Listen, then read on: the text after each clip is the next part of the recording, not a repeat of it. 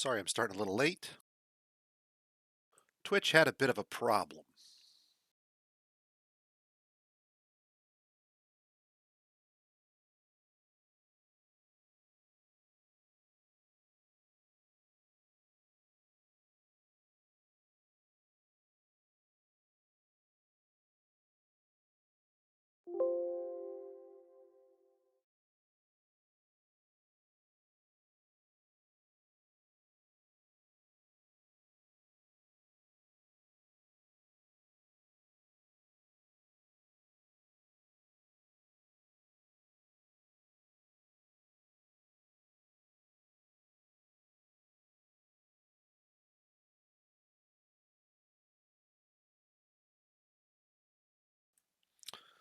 So before we unpause this and deal with our siege, let's take a moment and see what we can do about our dwarves here for just a second.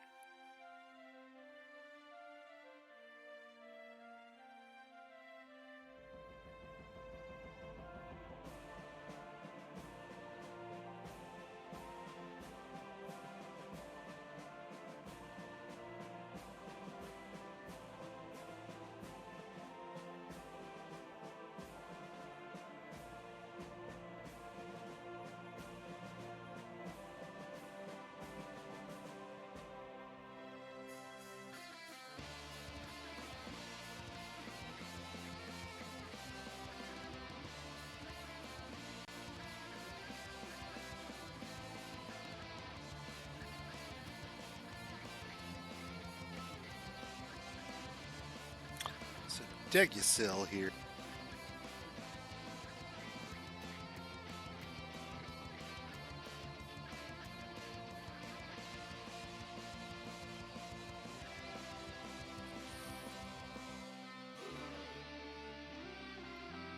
Yeah, that's what we're seeing. Okay. Notice how he's met this god, like the Pristine.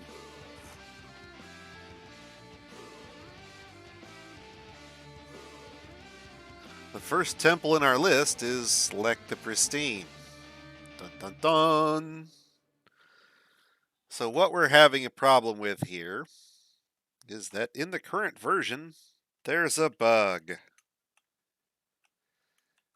And temples do not work if they are stacked in the same area in the fashion which we have done. In fact, they don't work if you have multiple temples of any sort. You need one temple. And you have to have a temple of no specific denomination because they'll pick the wrong one and then spend all their time trying to meet their religious need to that god in a temple they can't use because they stop checking for temples after they find the first one. And it doesn't matter where they're located, whether they're stacked as we have in this fashion or not, they will simply choose the first temple in the list and go to that one. So, the first temple in our list must be a no specific deity temple.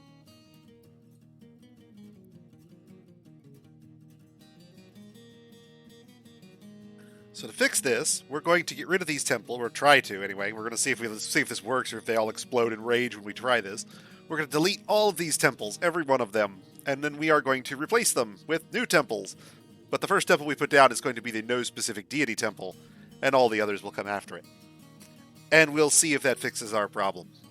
Because at that point, it should allow them to change their deity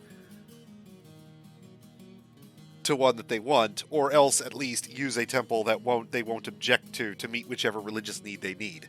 So hopefully that will fix the religious need problem then. That's my guess as to why we've been suffering this issue. If you follow the list exactly down through there, starting with no specific deity and go all the way down through it, you may not encounter this problem. I'm not sure. We'll see.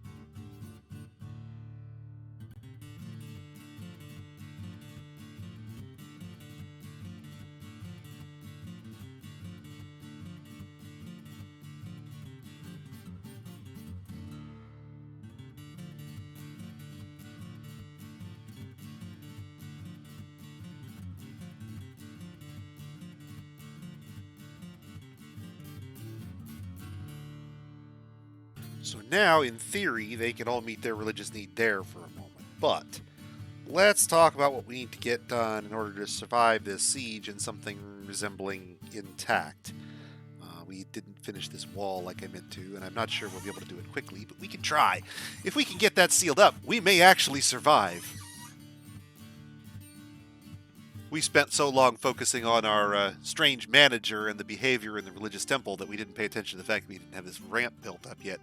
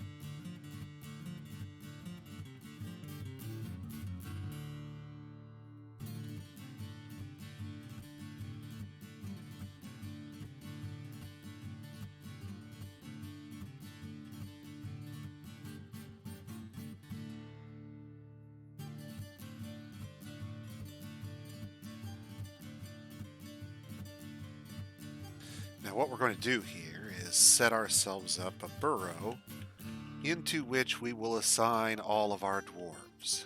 They will be obligated to take jobs only inside the burrow, and in that fashion, we will then be able to... Am I still erasing? I am still erasing. That was dumb. Shame on me. Okay.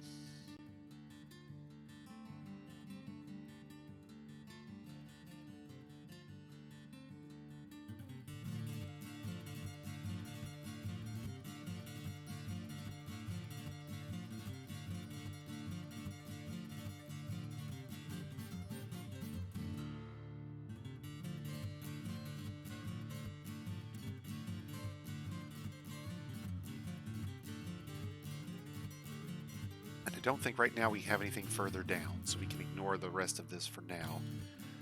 I don't have any use for need to go any deeper on this right now. We can go with we can extend the burrow later. Let's talk about what we're doing here. I'm going to have to do a whole lot of things here in order to make all of this work. But what I'm effectively doing is setting up an area in which the dwarves are permitted to take jobs, and jobs in this sense is very loose. Places they're allowed to sleep have to be here. Places they're allowed to eat have to be here. Places they're allowed to do their temple stuff have to be here, or they won't take a job there. And by that I mean they won't do any task or labor in that area if it's not inside the burrow.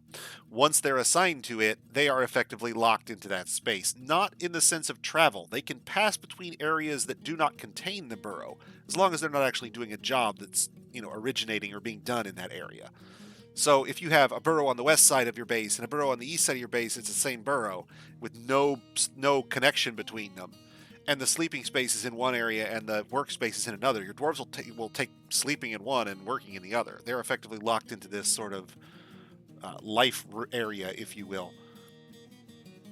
If Toady ever allowed burrows to be stacked in a sort of additive sense, that is to say, if you could have a super burrow where it's comprised of burrows A, B, and C, but not burrow D, then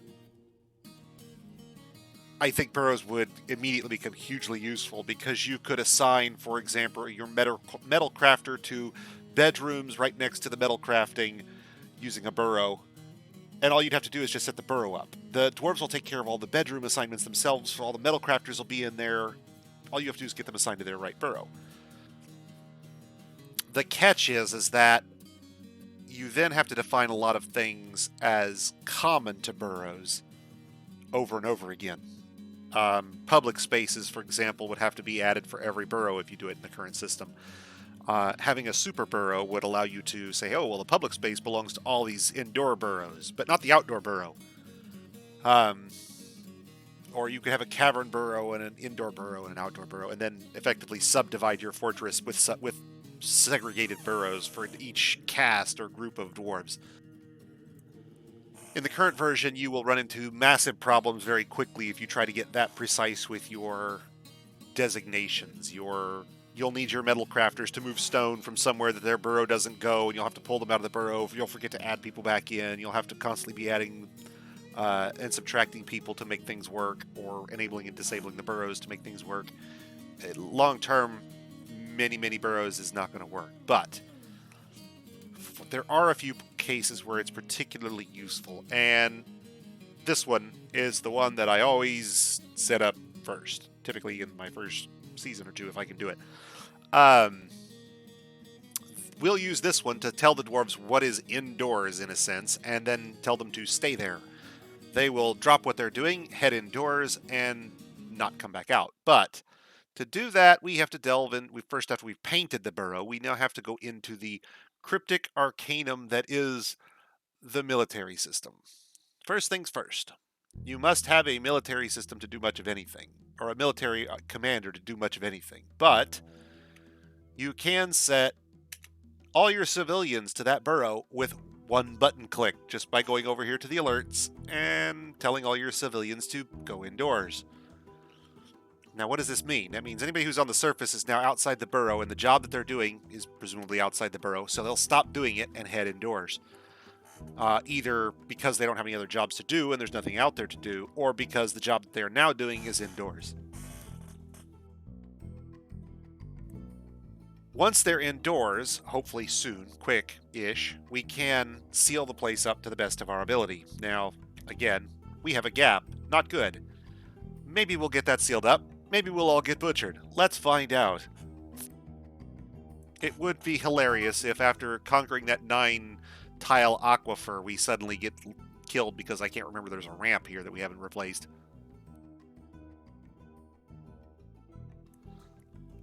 Don't think we have anybody left on the surface. Let's zoom out here a little bit and see if we can tell where our friends are coming from.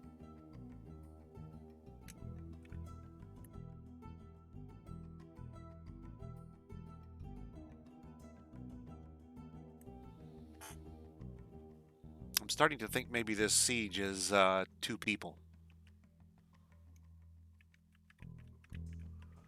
And they are way up there at the north, so if they don't get here quick, we may have a chance to seal this up.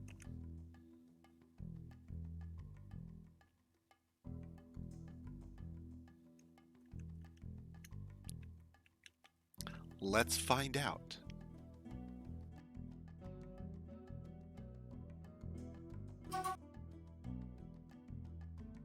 Be damned for seeing me.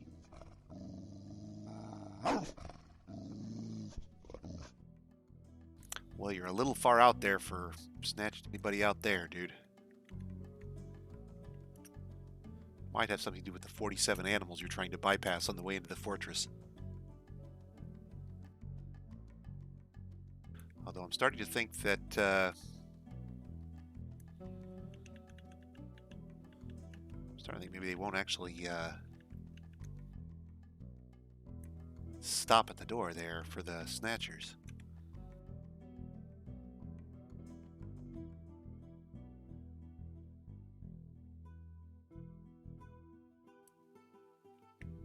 Let's find out. Nope, they're coming in.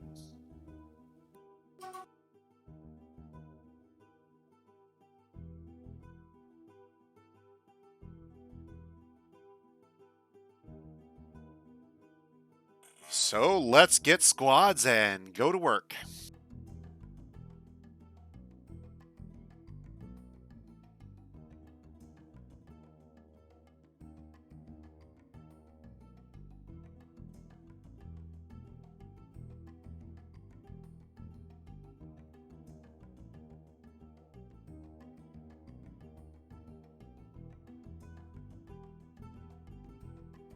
Now, you have to have a militia commander, but we don't actually have to send him into battle. He doesn't have to be able to do anything, yada, yada, yada.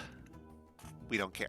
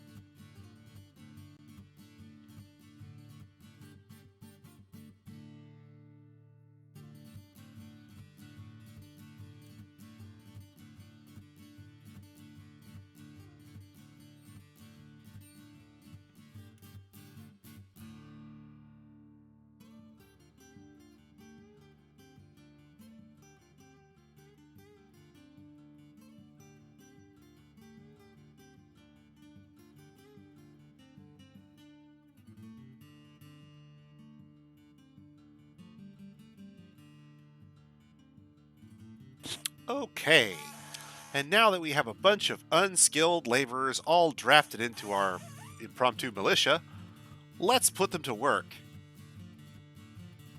This is literally the most basic use of the militia. Create a bunch of guys and put them in a squad, find a target, pummel the shit out of it.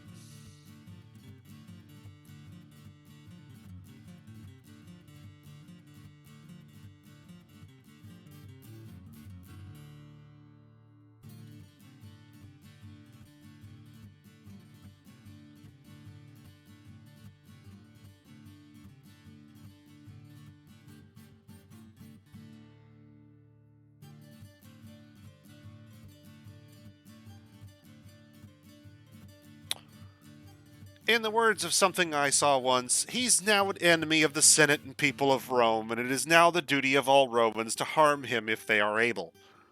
And most of them are probably going to get stabbed in the process, but he's got to fight 90 of them, and that's not going to end well.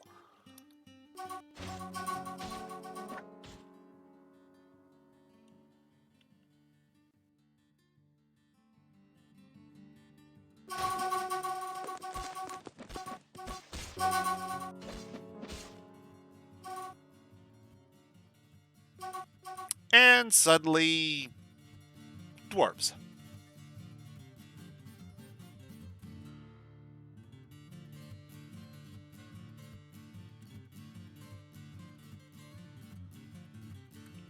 And then there were no goblins.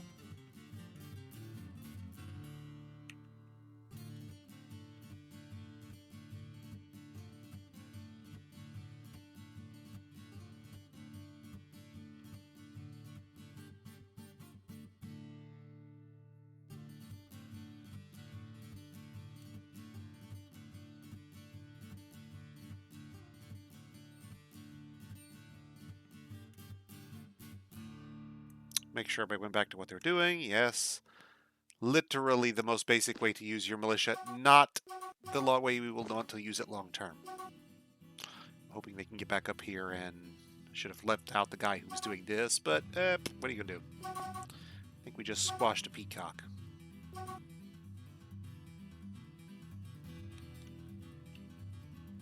That peacock is going to get locked out if it don't get back here in the pasture where it's supposed to be.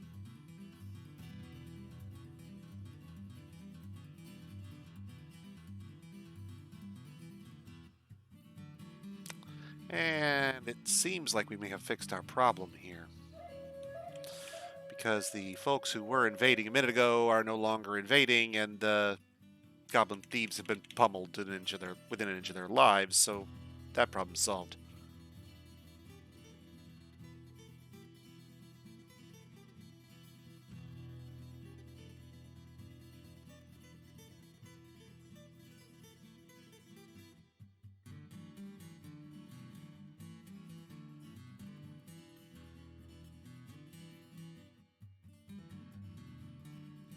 And goblin corpses are only fit to be dumped in our refuse pile.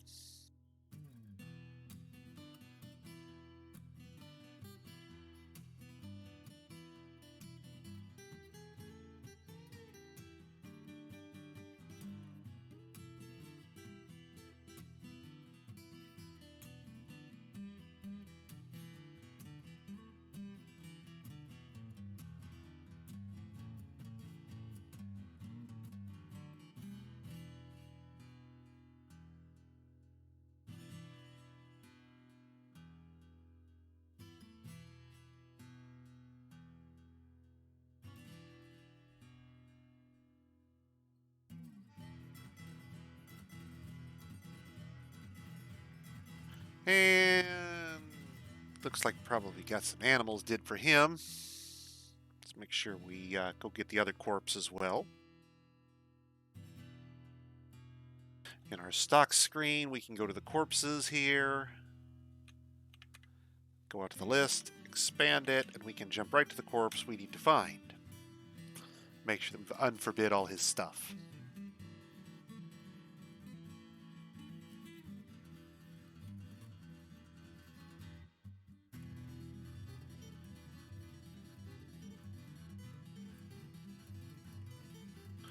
So it looks like in the process of him getting his comeuppance, somebody punched his teeth out. But let's check the combat logs and see how this all went down, because we probably have some dwarves that are injured in this process.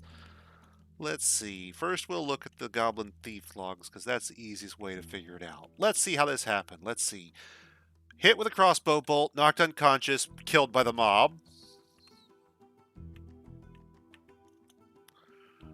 Steel battle axe, dead. Where's the other one? Here's one, there's one, but we killed two. Three, not these. There he is right there. There's the other one. Let's see. Let's see. Page 1. Mauled by dogs. His leather armor is ripped to bits. The dogs maul the snot out of him. And then knocked him unconscious, at which point it was all mauling for 5 pages until somebody finally got it done right.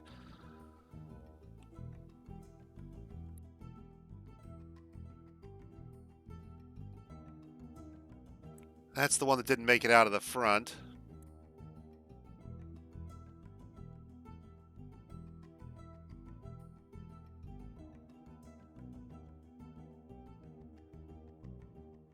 This guy made it as far as here before they did for him. And the other guy's a little further on, but none of them made it very far. There were enough armed haulers, and somebody had some skill there because they whacked him with an axe once, and that was the end of that. The siegers appear to have taken those losses as departure orders because they took off either immediately on their own or when we killed the goblins. I'm not sure which.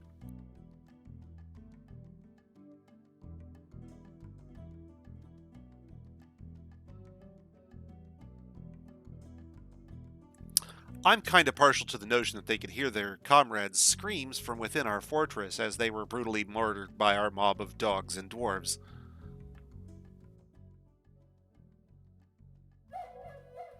I recognize that's probably not the case.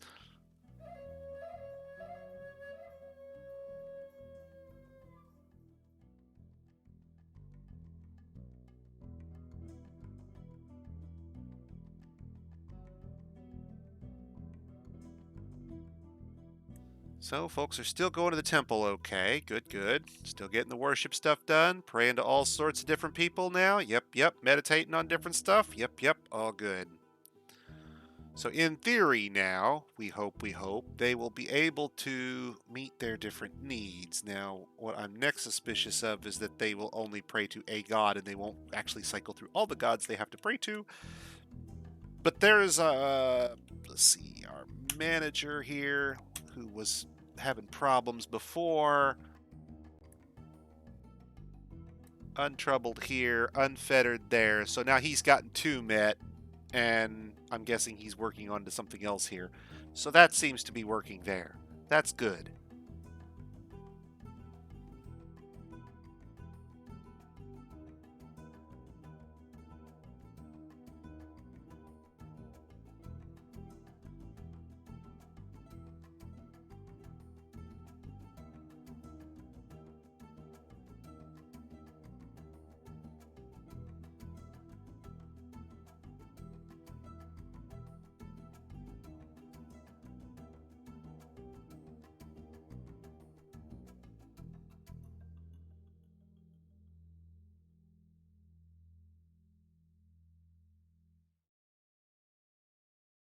Let's see if that's actually fixing our problem at all.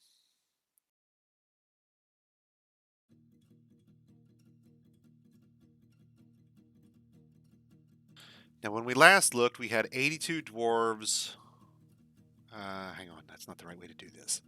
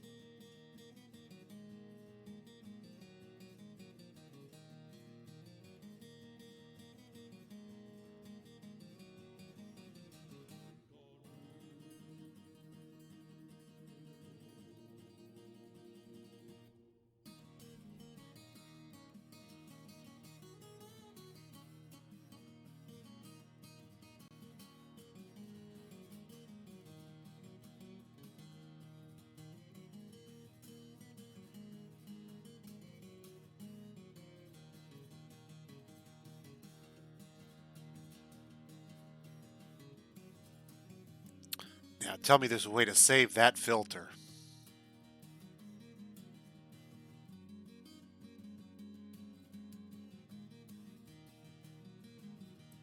Okay, but 69 dwarves are included in this set. And theoretically, if we're meeting our needs, then some subset of that, even if it's only a couple of dwarves, should fall off the list as their needs are met. So if we're seeing dwarves meet their needs properly, some subset of these dwarves should fall off the list, we assume. I mean, I can't believe I'm keeping 69 dwarves busy with the small subset of tasks we have. There's just not that much fortress labor going on.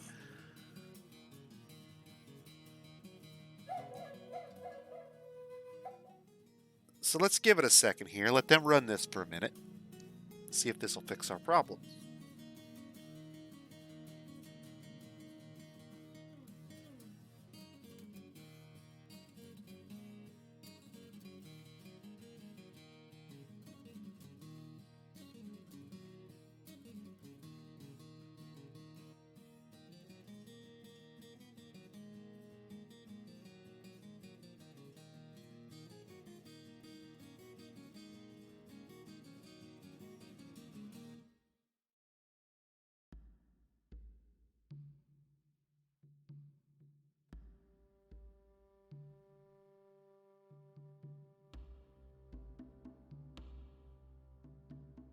So now we're down to 64.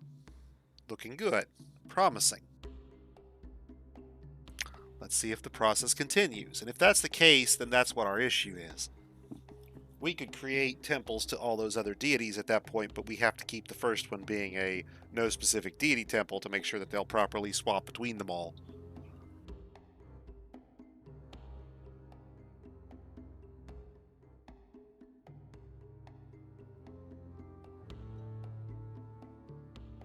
At which point I go ARG. And then I am suspicious that there are other needs that have similar problems.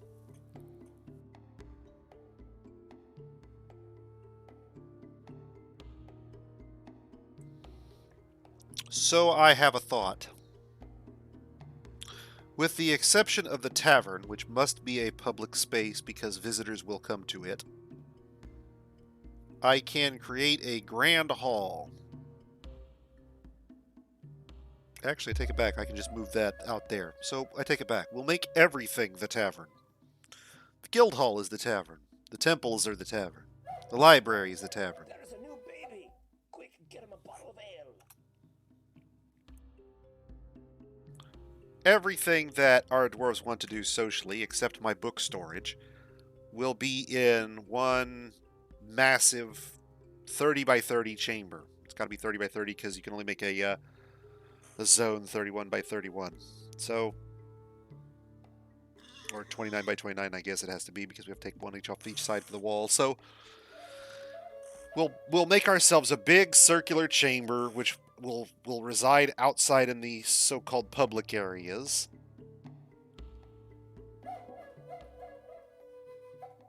Are y'all sketching this? Because I am. I'm thinking ahead here. If this is how it's going to work, then we're just going to have to work around it this way.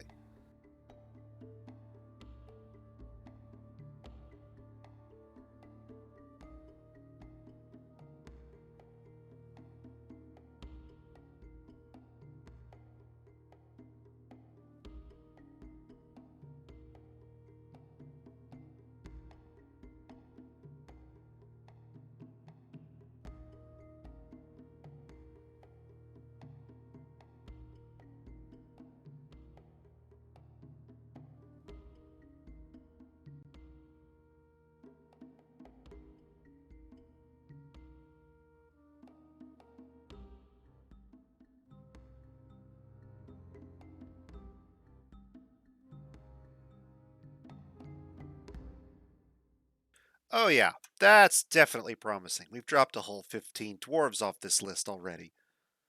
Yes, much better. Much better. There's clearly a selection bug going on there. Interesting.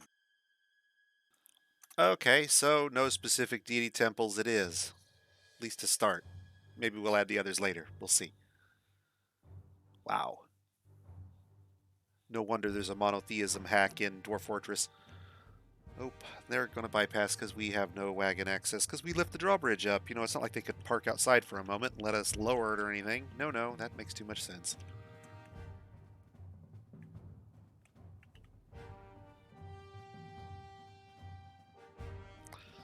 Well, since they're here, there's definitely no siegers waiting out there. Siegers do not visit at the same time as caravans. That is to say, caravans don't visit if there's a siege.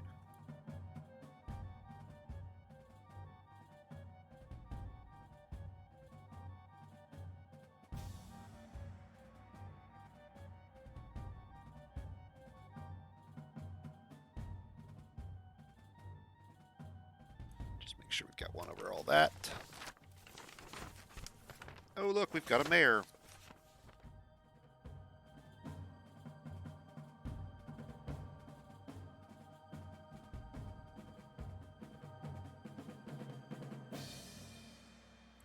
Neat. He's a new guy.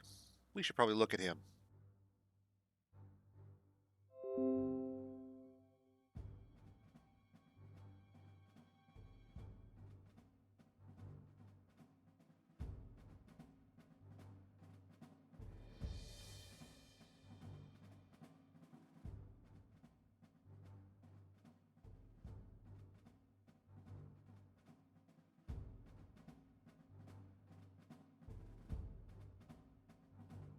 Well, that's interesting. He ain't in this list.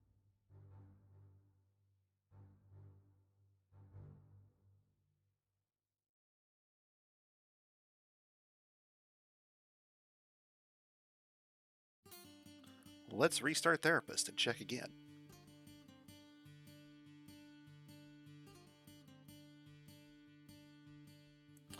MoMA's. MoMA's Goose. Yeah, okay. MoMA. With no nickname.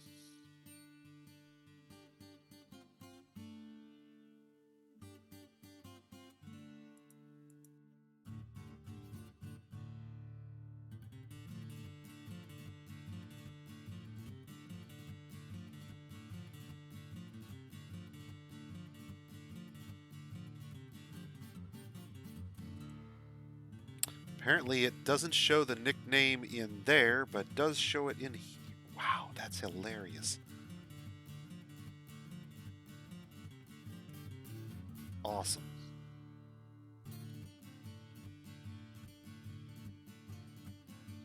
Well, I like the designation, so we're just going to run with it.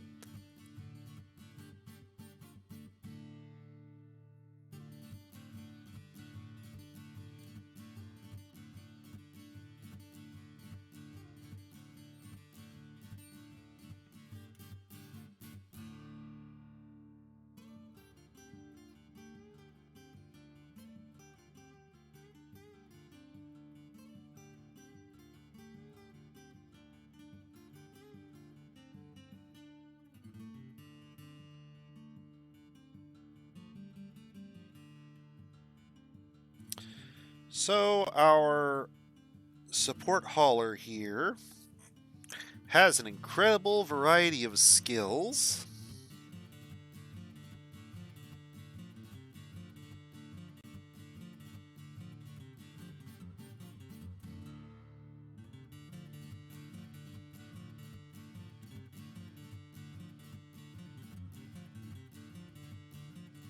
And has never had a meal in our dining room.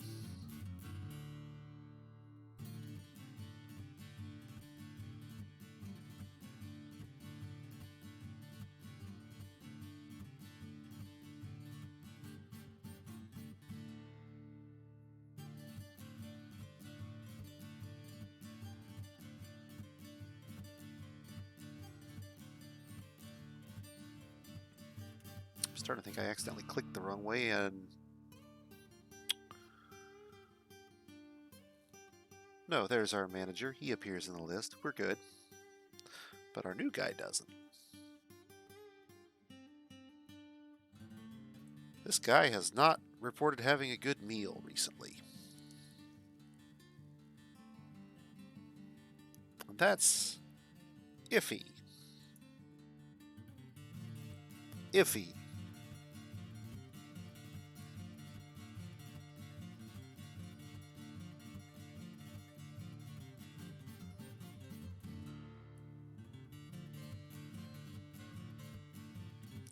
No drink thoughts, no food thoughts.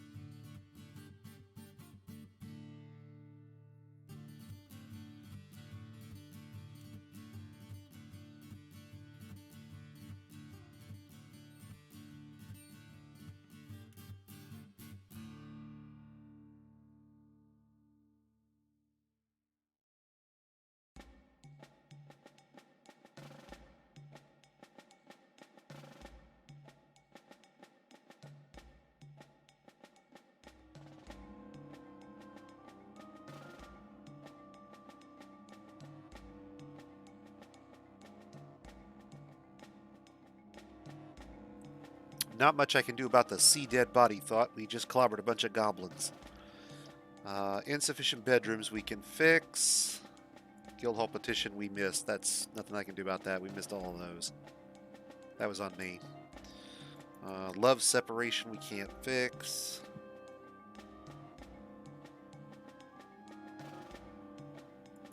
Weather rain is just stay indoors, you big dummies.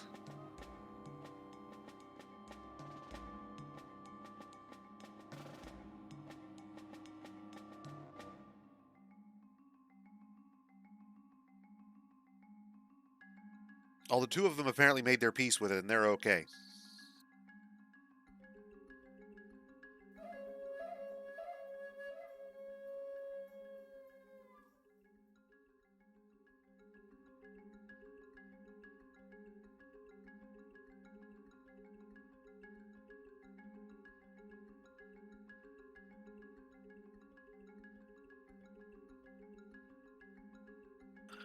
Former member of a lot of places.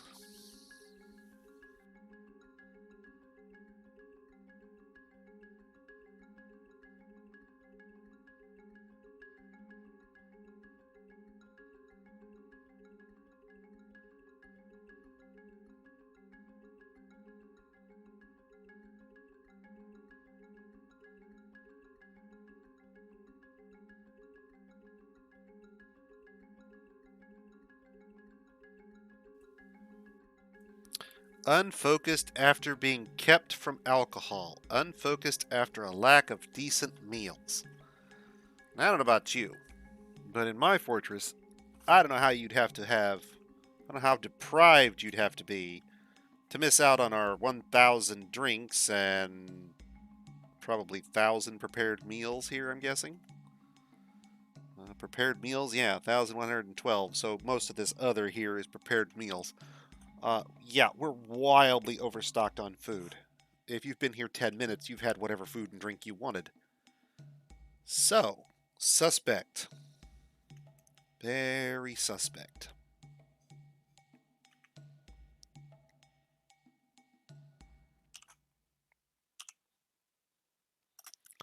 Let's just keep an eyeball on that one.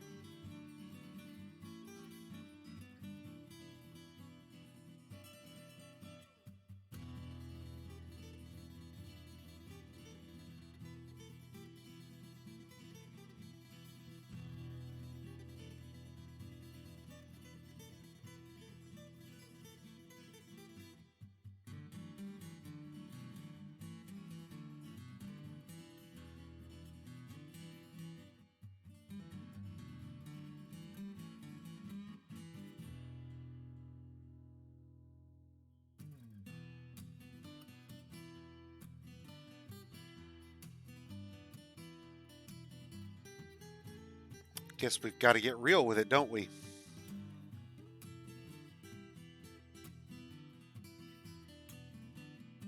start interviewing people. Who knows? Maybe they'll make a mistake. Let's keep an eye on our little hauler here with all that skill that came out of nowhere and got elected mayor all of a sudden. All those former jobs. Let's see. Go to her. Let's see. Miscellaneous. What do I want here? I want inventory. What are you carrying?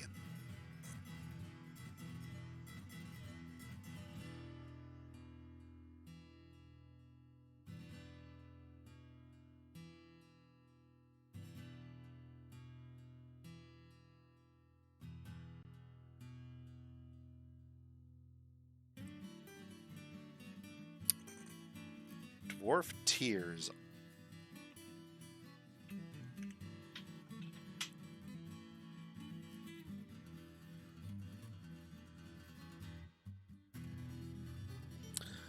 But no unusual collection of dwarf bone objects.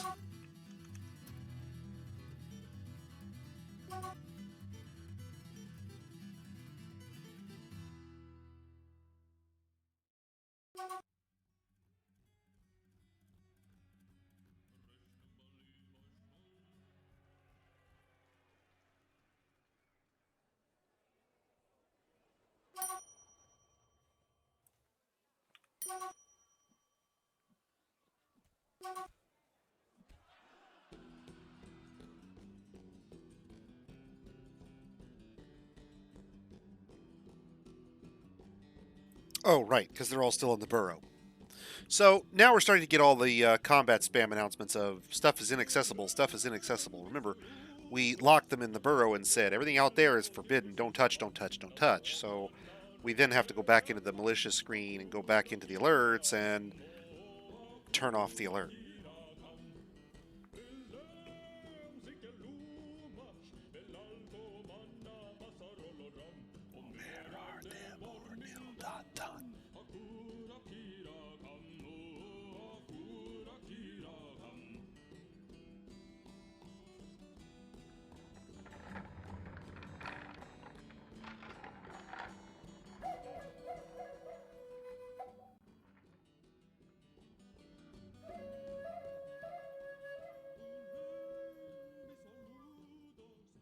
Okay, let's buy out a caravan.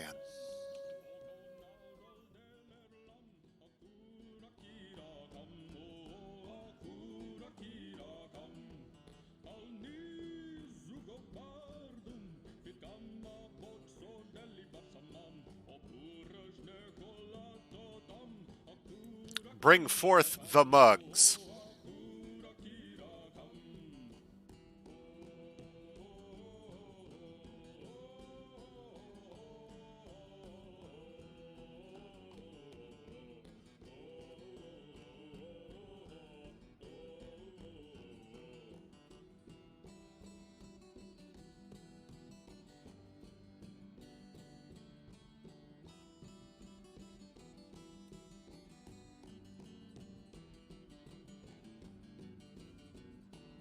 The traders are here. The traders are here. It's mug day.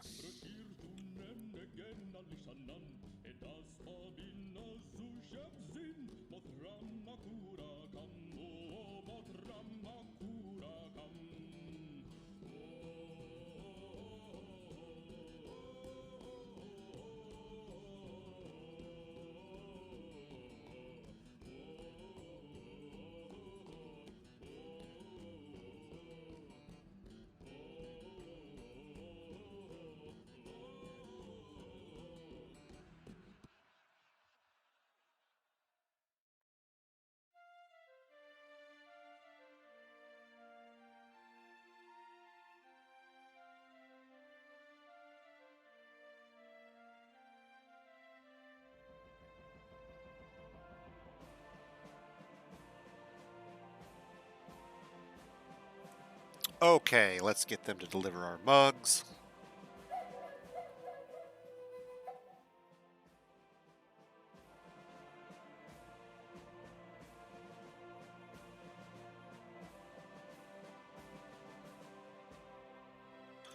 Clearly, the well is starting to fill without us having to do anything other than pierce that one aquifer layer. So let's review that for a moment. All I did was drill a staircase up and then get a little creative with this one section of tiles here to kind of help increase the flow a little bit, just for safety's sake. And the aquifer leakage alone has managed to fill up this hallway sufficiently to pump water into the well enough to start filling it. If there are threes here, then by definition, over time, this well will fill with no further intervention from us. Now, it'll be a while before they can actually take advantage of it because we need the water to go up a floor first. But as soon as there's water flowing around on this floor, the wells are open for business.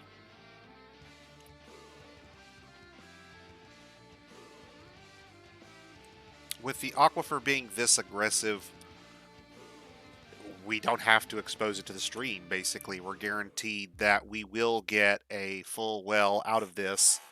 Permanent water supply inside the fortress with no need for enemy exposure. This is the first and primary benefit of an aquifer, is that you get as much water as you want wherever you want it with no need or consideration for total overall flow. If you are pumping water out of the stream, let's say, to power your mills and your mechanisms and your drowning trap and your obsidian caster, and you've got a dwarven mist generator in your dining hall that's also powered off that same stream. At some point, you have to start worrying about the total water flow of the system intake versus output, and building either systems which will fill up safely on their own or which can be relatively easily refilled without dwarven labor is a primary consideration for any time you start working with a fluid, whether it's magma or water. In this case, thankfully, the aquifer is aggressive enough, I kind of figured given our history over here, to get us full. It may take a bit. If we wanted to get faster results, the best way I think to do that would be to have this pattern replicated every other level. So this floor, but not the one below it. And I'm not even sure that you couldn't do it every floor, because realistically, if you've dug out here and you dig out there, you're not losing anything. It's the tiles around it that are producing everything. So my thinking is a short distance of this checkerboard throughout the aquifer would get us even more water flow if we really thought we needed it. That's my suspicion.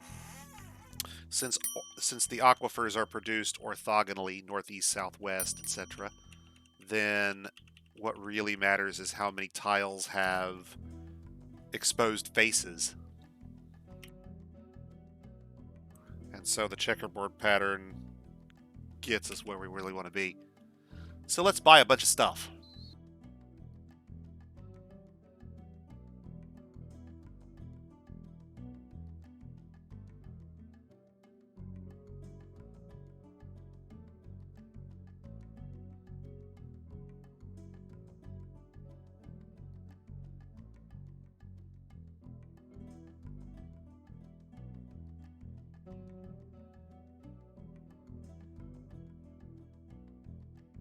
I probably don't need these seeds, but it's kind of habitual at this point that I pick up a few seeds of my own.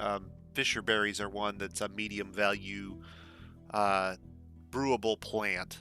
You can plant them on your surface seed areas, but we have sunberries and rope reeds, so this is mostly a backup plan in case something unthinkable happens and we somehow have only those seeds. I'm not sure how that would work, but there you go. It doesn't hurt to have a few extra bags of particular seeds. A few extra. A few. Let's get some cloth and some leather. Some more cloth. Some more cloth. We'll take all your cloth. Hey, Hober. I'm getting by. How about yourself? I got to figure now it's about a month or a year and let me think about this. So how am I doing? It is a year and 2 months, 2.5 months-ish. Year and 2.5 months since I last had somebody put steel tools inside my skull.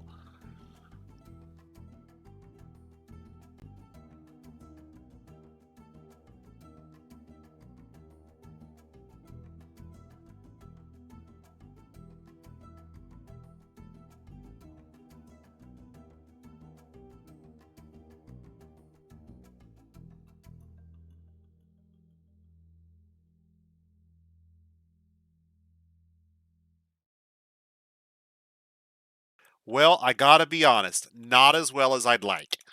Um, we hit a right out of the gate, our first fortress for the season, if as it were.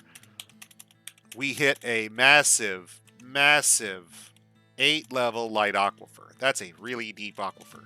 Um, not the worst, I suppose you could probably run into, but pretty bad. Um, wet. Yeah, that's kind of an understatement. It quickly flooded the staircase that we typically use as the central staircase for our fortress, necessitating some, let's call it, emergency construction. We had to dig out and immediately rebuild the walls for 8 floors of the fortress, which, needless to say, I wasn't planning on doing in the first couple of seasons. And the work, given the fact that most of our dwarves were unskilled miners, took us most of the first year to get complete. In the meantime, our dwarves are basically throwing up beds in a wet hole in the ground. Yeah, it's a big deal. I'll show you the work we had to undertake to get it done. Um, we probably could have gotten by temporarily in hindsight if I had only excavated right around the stairs and then walled that in temporarily. But they're not clean. They're muddy everywhere, buddy. It's mud everywhere. But that's okay. We're going to fix that. Just not yet. Let's see. Some thread wouldn't be a bad choice. So if they weren't so expensive, I'd consider buying his trap components and then melting them down. We can buy their cheese, even though we make our own, primarily.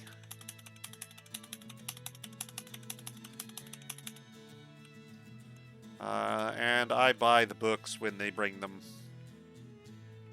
There's no reason not to have a few copies of books laying around. Gives your guys something to read and go over. Okay, and so we have to come up with $5,600 worth of stuff plus some skosh for the dude here. Okay.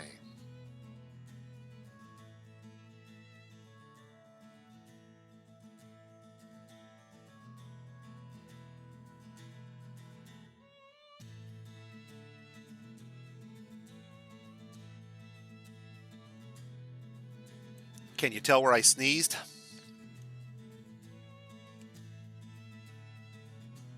Oh, yeah, but we don't need the mud in the middle of all of our fortress here. You'll have to understand what I mean when I say mud everywhere. 8 floors is far more than I'm ever going to use for farming, ever.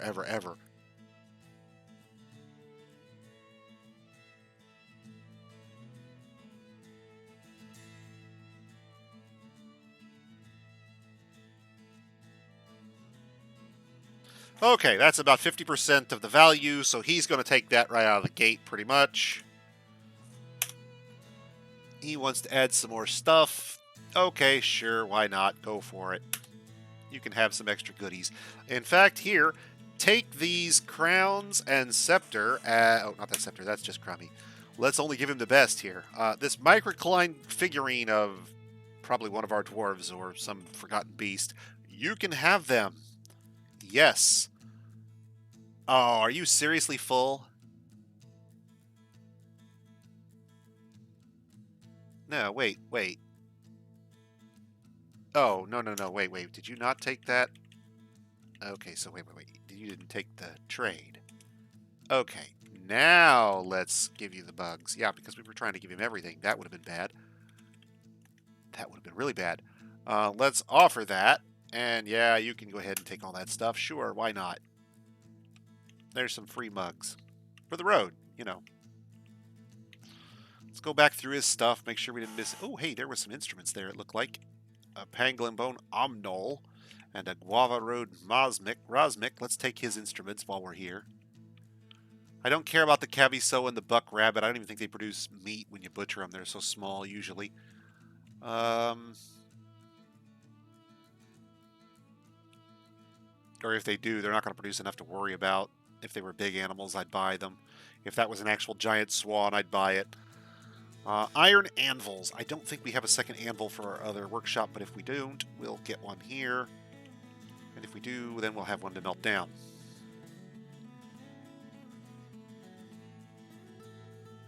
cheap weapons and other stuff we might melt. Keep in mind, this is the I'm going to buy this stuff solely to get rid of it kind of purchase at this point. So I don't care about his silver halberd. I'm not with high quality. I'm not buying it for its quality. But his low quality iron and bronze, yeah, we'll take that stuff.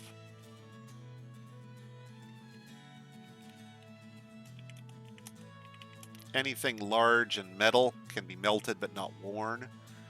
Your dwarves can only wear normal sized items, so anything marked as large is a human sized item that's too big for them. And we will just melt all of this stuff down. All of it. That's not a fuck ton of mugs. That's a standard production in a fortress with dwarves like ours.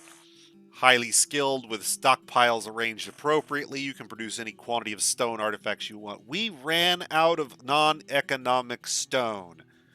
Ran out.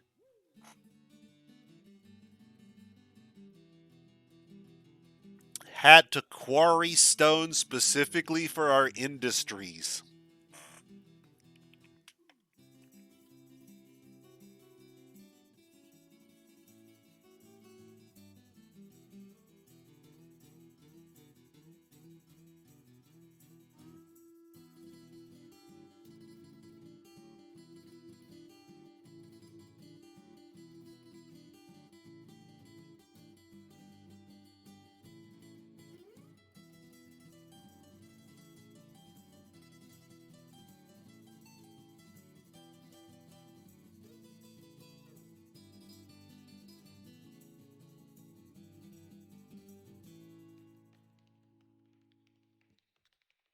And you can take that stuff too. Why not? He has made out like a fucking bandit, so he should have no complaints with us. Industrial era doesn't even begin to cover it, my friend. In my world, the whole purpose is that we set our industries and such up properly and they run efficiently. If we're doing it right, there is no problem.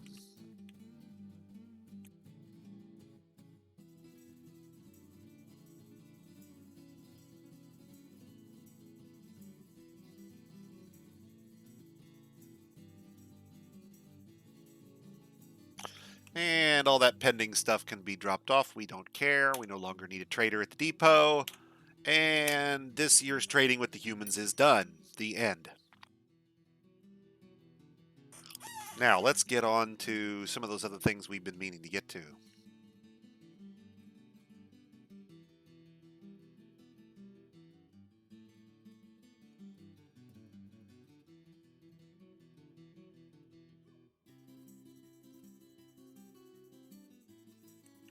Okay, we did seal that up. Good. I thought we did. I wanted to double check.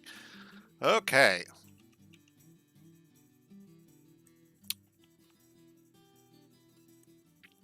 These have all been laid out. That's good.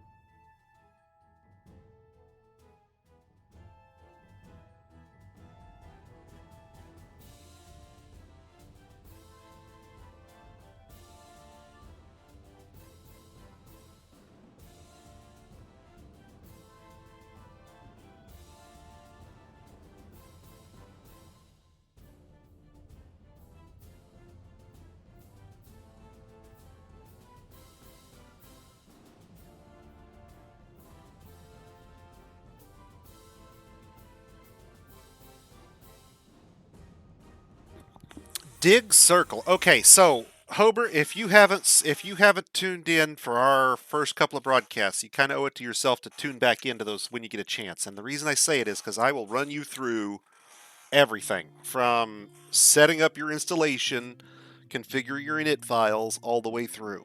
So when I say everything, I mean ideally everything that you could want as an intermediate player to get really off and running with Dwarf Fortress long term. However, to answer your question more exactly, the command I use to dig the or to dig that particular room there, the round one, is dig circle. Now it takes a few other parameters. You have to tell it what type of circle, in this case a filled circle. And by default we're using the standard mine command, but dig circle can take excavations of ramp type or other types of excavation if you should need to. Um, So, for example, if you're wanting to dig out a room from above rather than from on the same room, on the same floor, dig circle can do that, but you have to tell it to use the ramp dig instead of the other, I believe. Um, and I have to tell it the diameter, in this case 15 units. 15 tiles is how wide my standard rooms are. Um, this gives you a nice, clean, uh, circular area without getting super huge. If I need a larger one for a pasture, let's say, I can always excavate larger circles or square it out. But you've got to remember, when it comes to dwarves, pathfinding is a star, so we flood fill from our location, which means that generally circles are less area to search without losing too much internal space. You get more space in a 15 by 15 square, but the pathfinding is a little reduced in the 15 circle, and you don't lose much. When you look at it, you're losing a handful of tiles, almost as much space.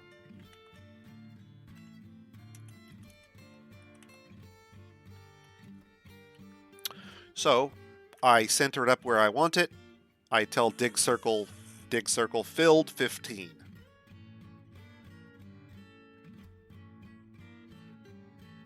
Dig circle filled 15. And he will dig out that room. Blam. Now, dig circle happily takes any radius you want. So I have in the past used other radiuses. Particularly good ones are 31 by 31, because 31 is the largest space you can use for a stockpile or zone.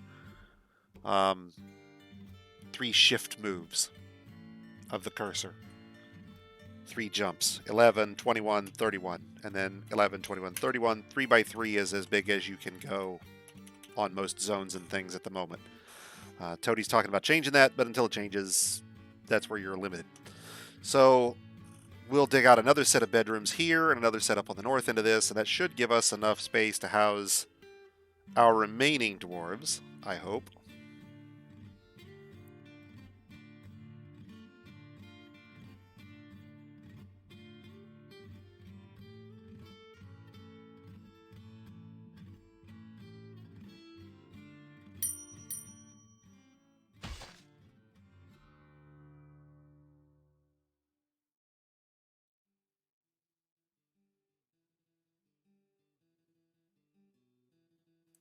A lot of visiting dwarves.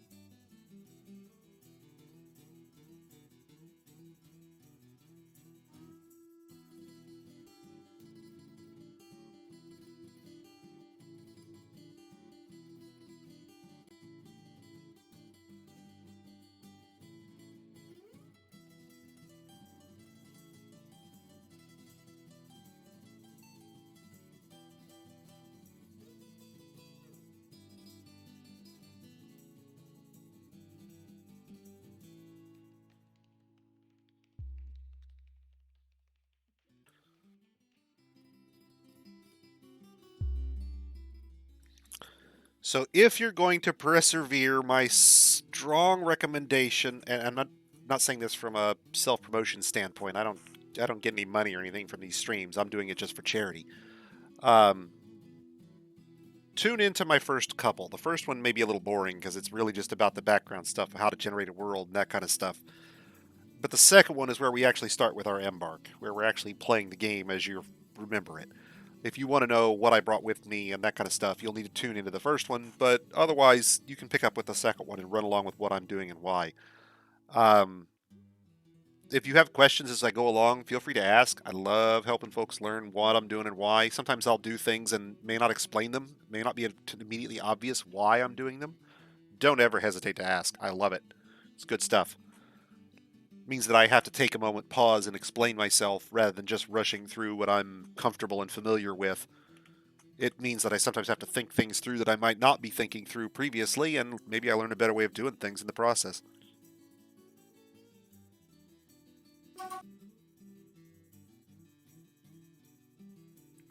But I don't think that Dwarf Fortress is necessarily hard. I think Dwarf Fortress is complex. There's a lot of things to think about to make a fortress run. Anybody can dig a hole in the ground and get a fortress to run for a few months. Your dwarves will starve, take a month or so to starve, right? But to get a fortress that you can keep up and run sustainably for a few years is harder. Not hard, but harder. There's a lot more to think about, a lot more going on.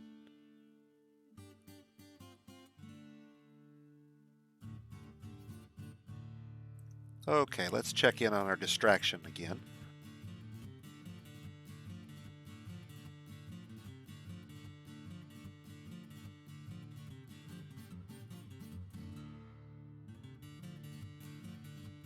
Yeah, that's a lot more gray and green than it was before. Before it was way over here on the orange on most of these, and now most of them are well under the category.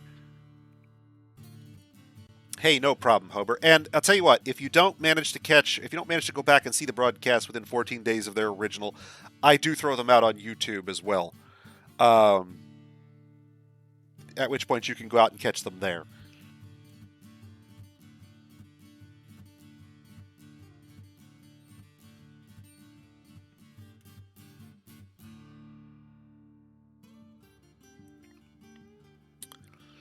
It's worth noting, I guess, I should take a moment to do it while I'm thinking about it. For those of you who may be out there watching, Twitch had themselves a little problem recently where their entire works basically was dumped to the internet. So, full disclosure, I recently agreed to their, what do they call it, affiliate program or whatever, where people can now get bits and subscriptions or whatever. Cool. But I think I need to point out up front a couple of things. I said when I started this stream that I'm not doing it for profit, and I mean exactly that. So, at the present time, until such time as that changes and I announce it, anything that actually goes to me via this channel is just going to turn around and get donated right back to Extra Life because it's the only reason I'm doing this in the first place.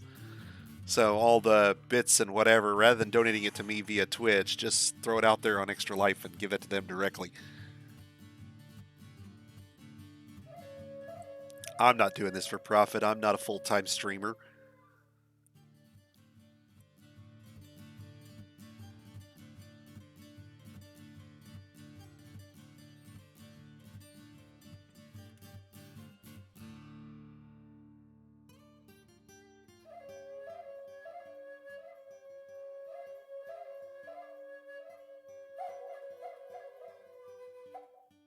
Right on, man. Have fun.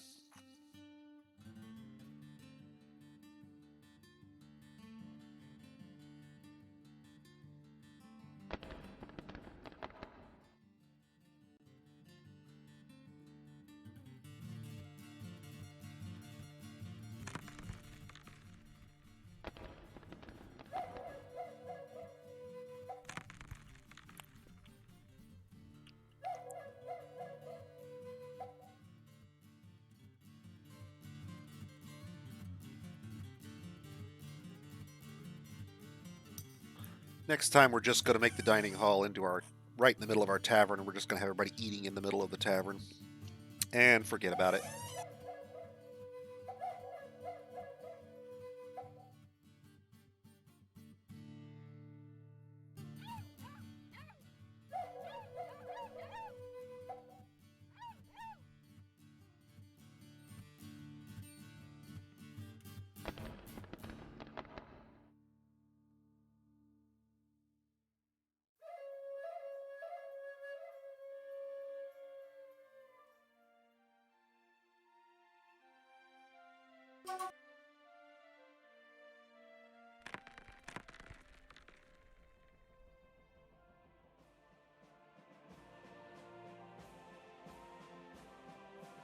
Got folks listening to poetry, so that's good. These guys are in the tavern, right?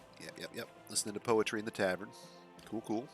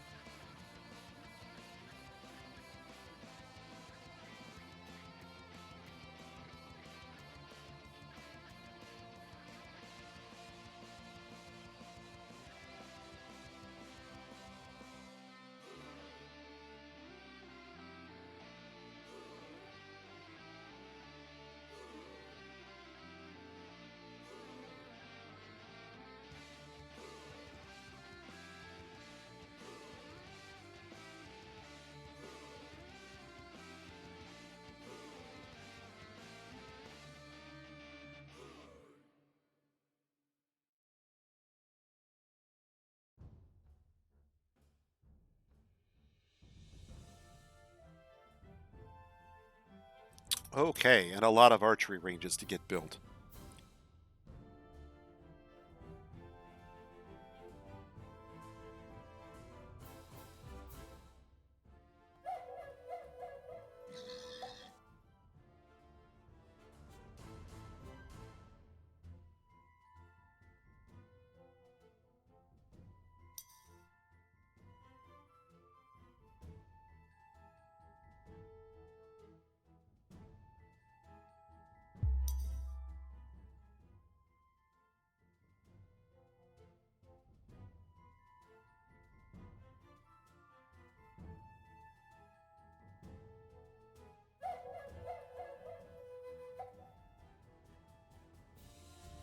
More dwarfs have arrived. All right, let's see here.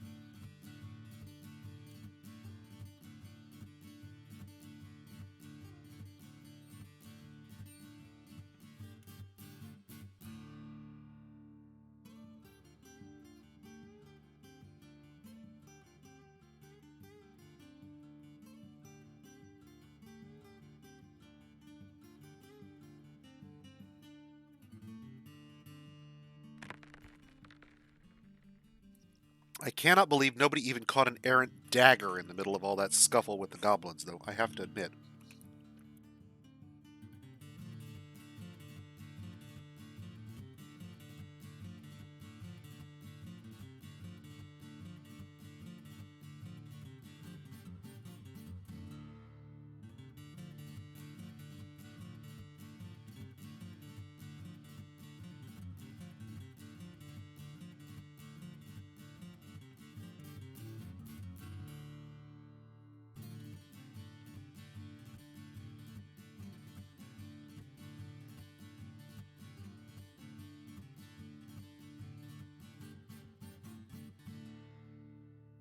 And let's do planning mode again and put some chests in the mayor's room.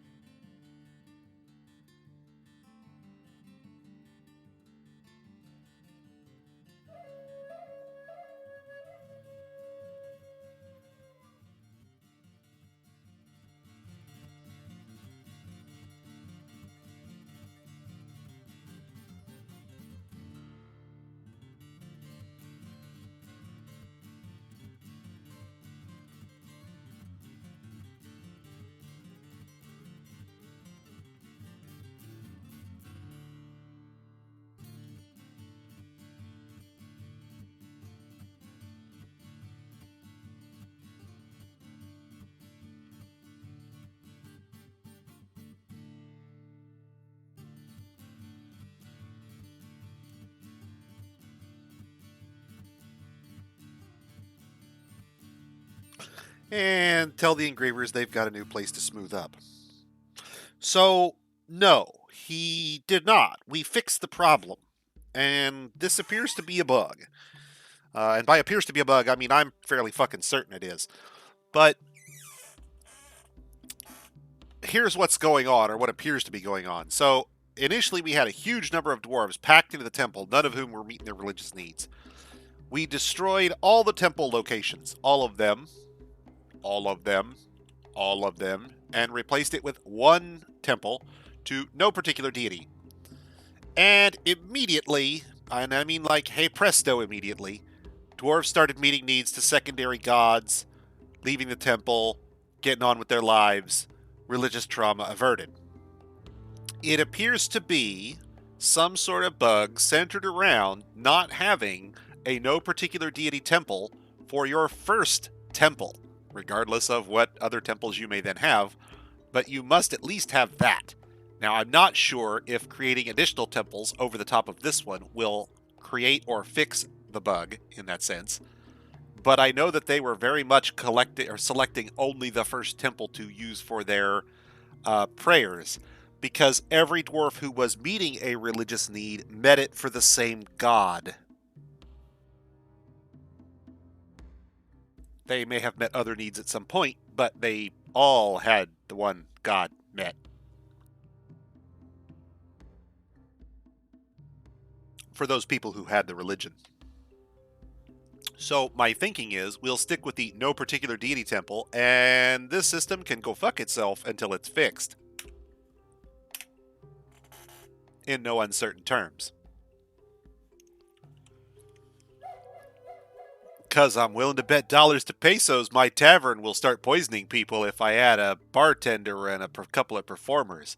Anybody want to take bets?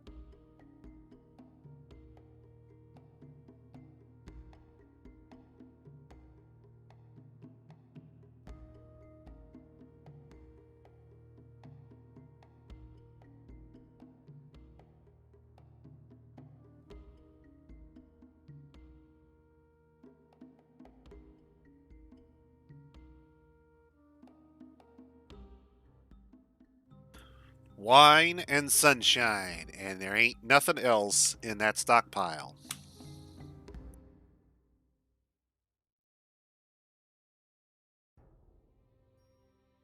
With the reason being, we're gonna burn through those. So here's my suspicion, Clinidev. Test this out in your next fortress. Do the same thing. Only make no general temple first, or make the general temple last if you're going to do it. And make all the side temples first. And so what I'm seeing is I have one temple space.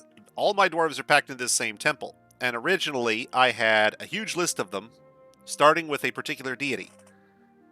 And that guy's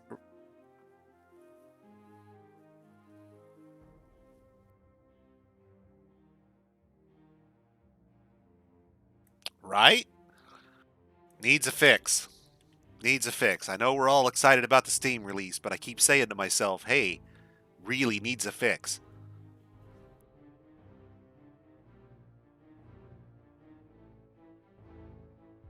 I know, there's a big bug push coming. I know.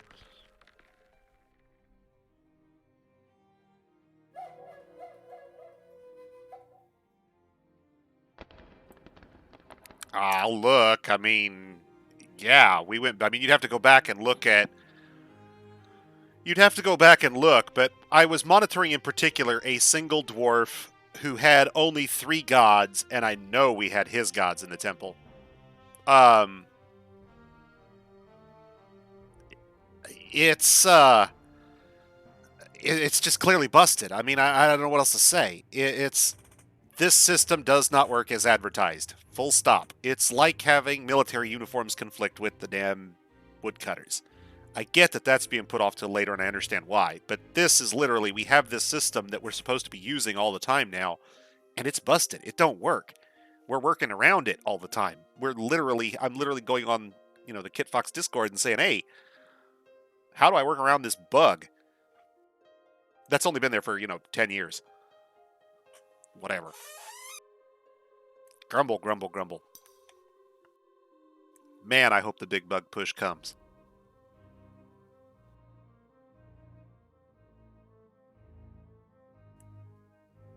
But I suspect that there's a handful of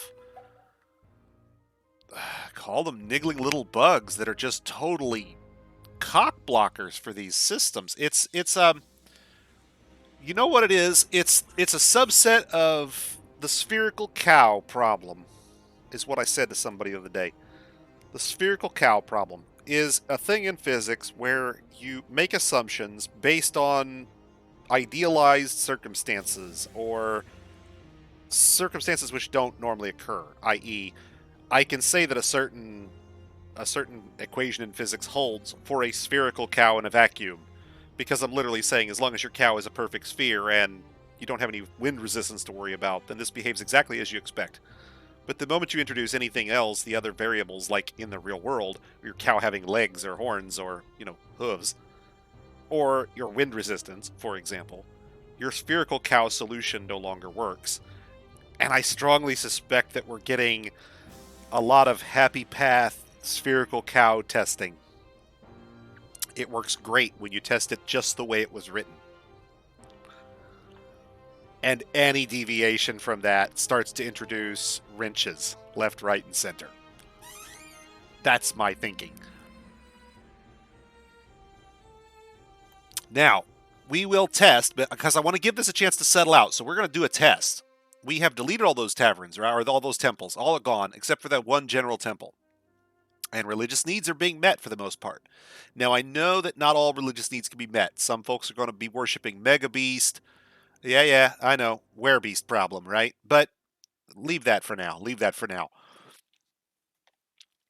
Let's assume that what they're doing is they're hitting the first temple zone in the list and automatically trying to use that regardless of further disqualifications for any religious service that they subsequently do. It should then be possible to stack all the temples as I had them, provided you always make a no specific deity temple first in any given stack of temples. That means when they go to a zone, when they say, oh, where is my zone? It doesn't matter which zone they pick. The first zone in that area is always the no specific deity temple. And that seems to allow them to switch between which gods they're doing their worship for. That's happy path, meaning that they tested with just that one specific thing and then assumed the specific ones would work the same way, and they don't. Happy path. They don't properly switch. My suspicion is that they hit the temple zone, they hit the zone list, they look for the first temple, and they assume that they're good without checking to see whether the temple is actually for that deity or not. And then when they go to do the worship, Toadie's got some other further check in there that says only give them credit if they're in the right temple.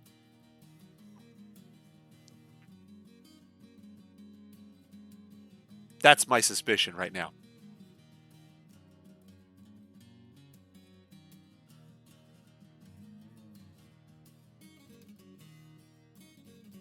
This has, by and large, almost completely fallen off now. Aside from these guys here, maybe there's a. I'll have to look. There may be some sub deities here that theoretically we weren't meeting, or these may be folks who are worshiping mega beasts or something similar and can't meet their needs properly because you can't make temples to those. Um, in particular,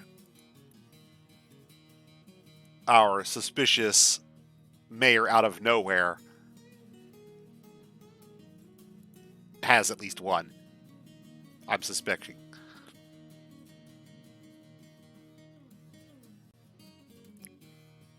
Well, maybe not. I'll have to keep an eye on it.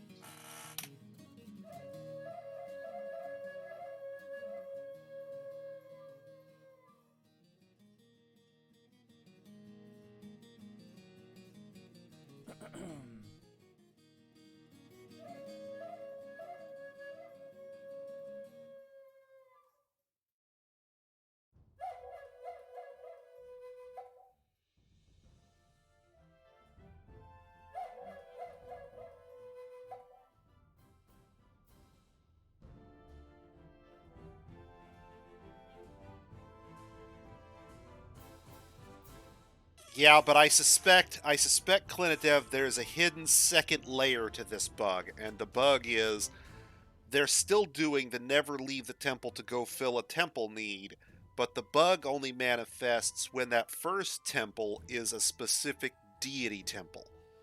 And then they don't leave the temple to go to another temple because they're already in the same temple, and they don't get any credit for the worship because they're in the wrong temple. That's my suspicion. It's a two-pronged thing. So overlapping them gets them into the right area, but it's still not putting them in the right temple. It's only putting them on the first temple in that area. And the first temple in that area being specific fucks you. That's my thinking. We'll see. Because now they're, like I said, they do appear to now be, by and large, meeting most of their religious needs. We don't have, I'd have to go back and look to be sure, but I'm fairly certain that for the pray and meditate needs here, there were a large number on the right-hand side, as in many of our dwarves were not meeting their needs, and now it is mostly receding back to the left. This appears to have fixed our problem, at least mitigated our problem. Maybe these guys are really busy, or they're busy doing other things, or let's see what it does. But we definitely fell off in terms of dwarves meeting their needs right away.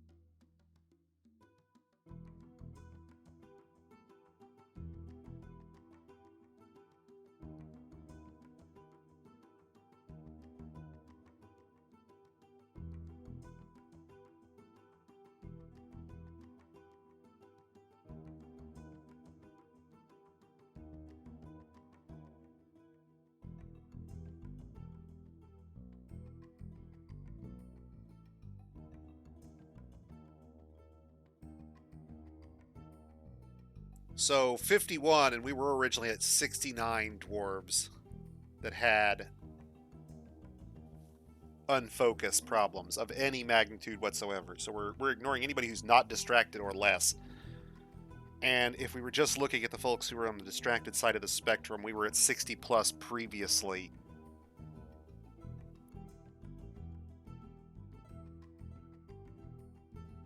See, my guess is that I'm doing it differently, and that's the only reason I'm seeing the problem so much, is that I think last year, I'd have to go back and look, but I think the commonality is going to be, if we go back and look far enough and look, that when they first introduced them, I started out just going right down the list. No specific deity, Bang, bang, bang, bang, bang, bang, bang, right on the list. And I think I stopped doing that at some point because I didn't see the point in making them no specific deity temple if I'm going to make all these temples specific and put them all in the same spot anyway. But I think that's where I found the problem. I'm suspicious. Because this is still, 51 is lower than the count we just checked a minute ago. So I think that, by and large, the dwarves are slowly getting their religious needs met now. At least most of them. I don't know that they all are, but the count has definitely declined.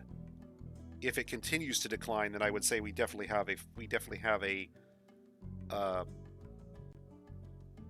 candidate, I guess you'd say. But hey, if Tony decides he's going into business and he's hiring QA, you let me know. I'm all on board then. I could stand to get out of software for a bit and do QA for a while, I suppose.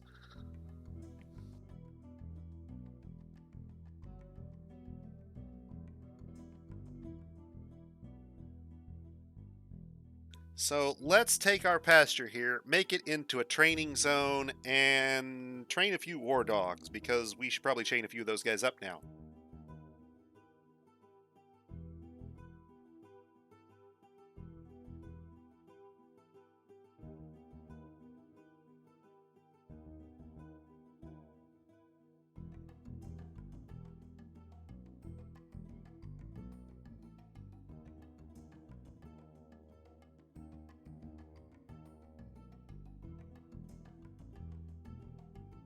And I think that's probably all the dogs we have, because I think the rest are going to be puppies. Okay. And we will allow them to continue to frolic and play for just a little while longer.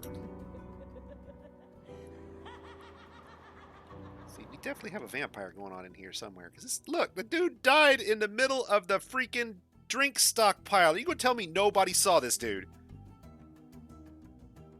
Died in the middle of the drink stockpile, and nobody saw a thing. That's gonna be what we're gonna find.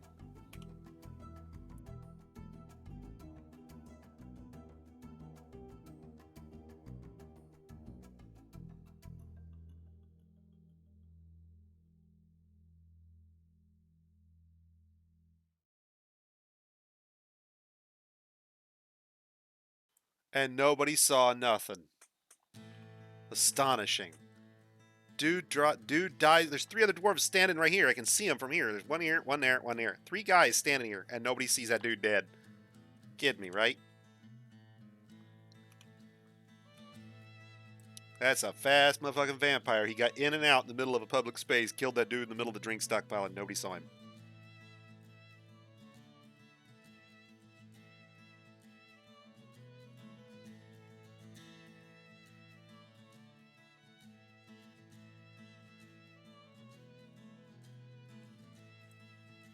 Well, the kid's probably safe.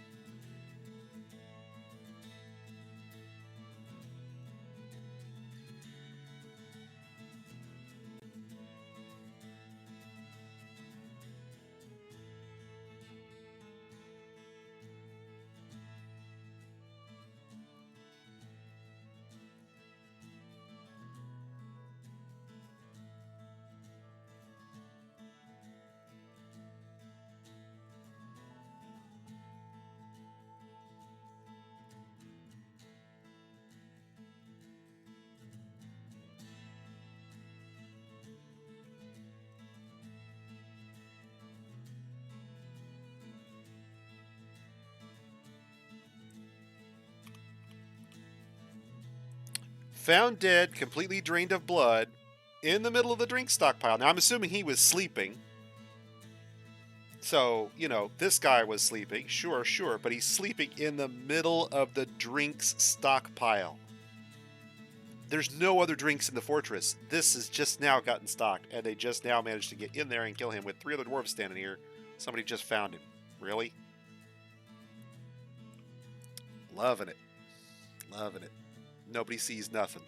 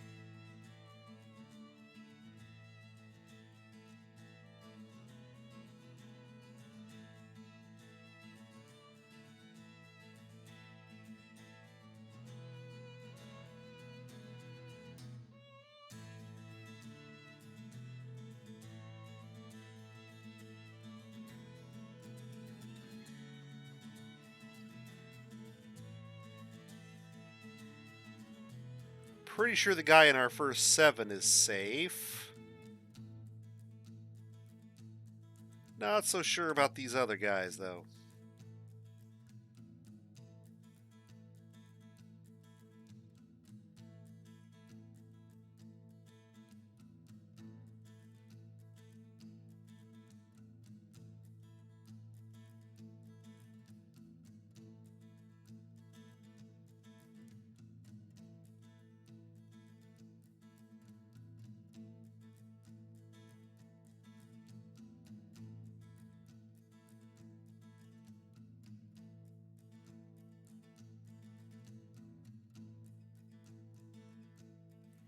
Horrified at witnessing death. Doesn't seem particularly likely for a vampire, but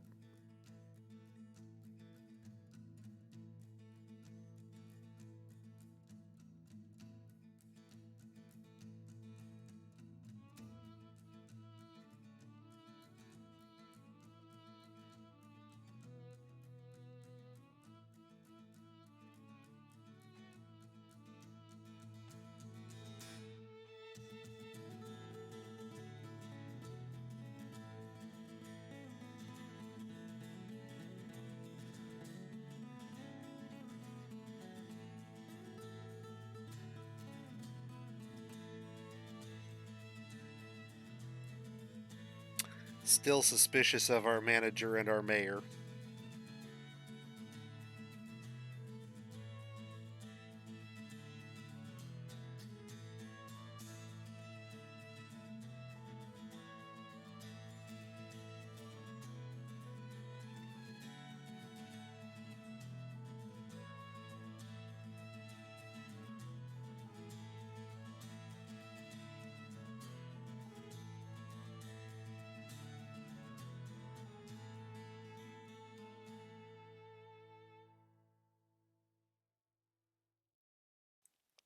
Okay, give it a minute.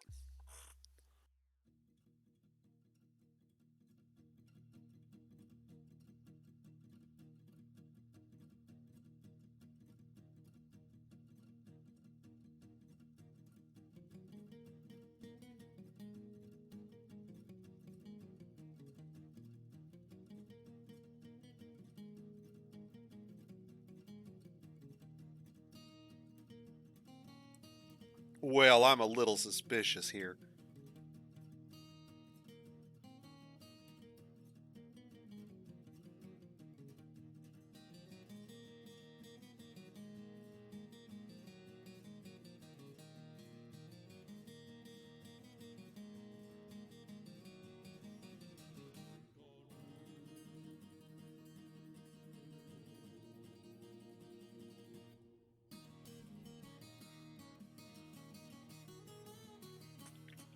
Horrified after seeing Mr. Traded Lures die. Now, wait a minute here. Hold up a sec.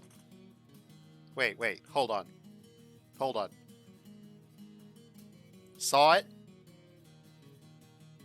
Saw it? Okay.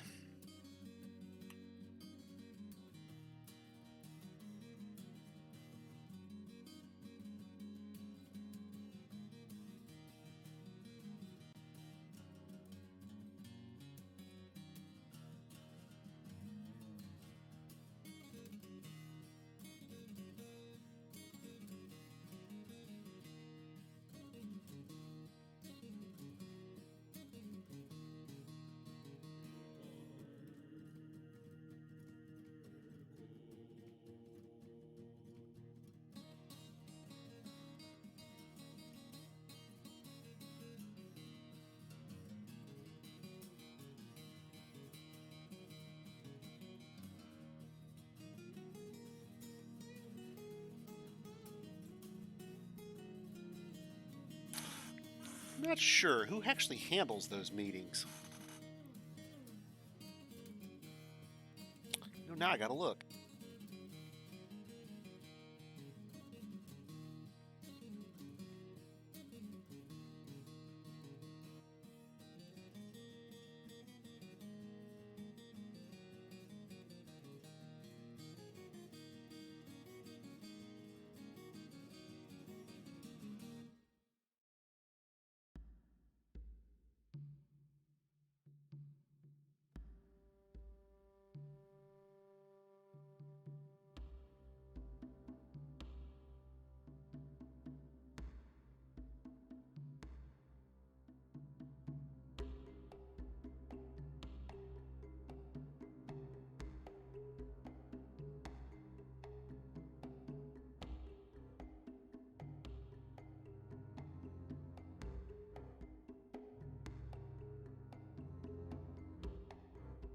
Oh, it's our captain of the guard or sheriff.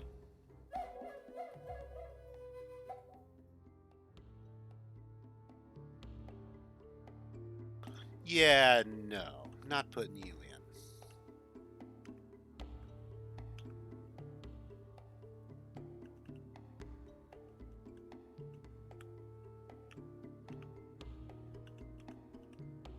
And nobody else has any important skills, so congratulations, you are now the captain of the guard.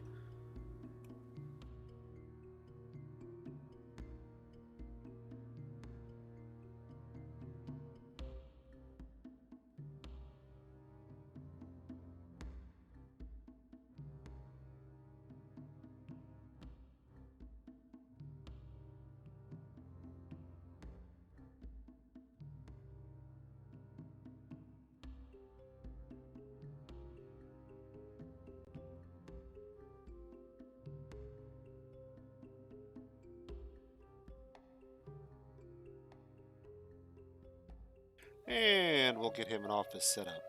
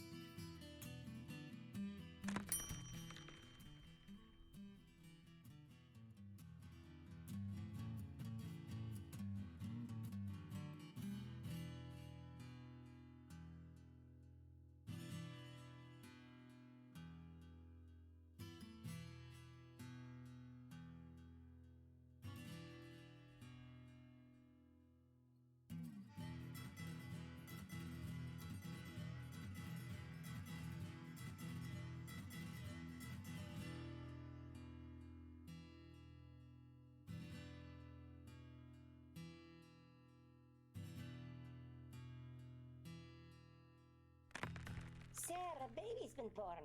Oh, that's just great. A baby's been born. And another kid.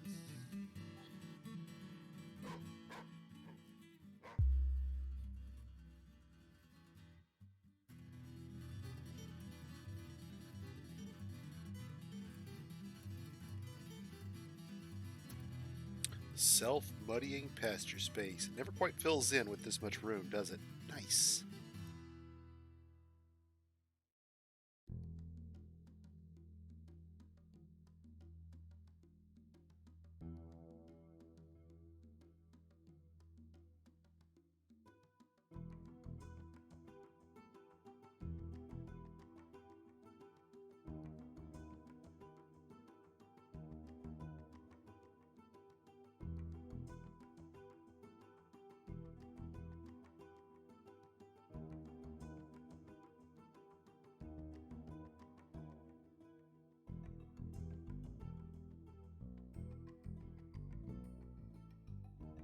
Yep, need to get that rebuilt with the walls so we can seal that off and have this dry out at least.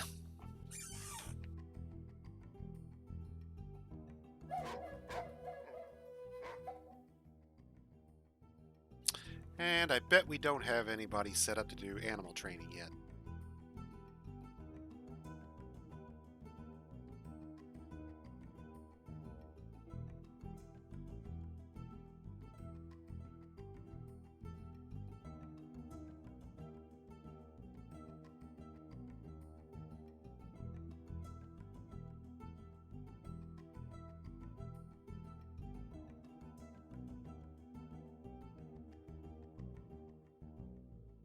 No, we do. We're good. I typically give it to my hunters. If I'm going to assign any hunting or war animals, might as well be trailing a hunter around when it becomes useful.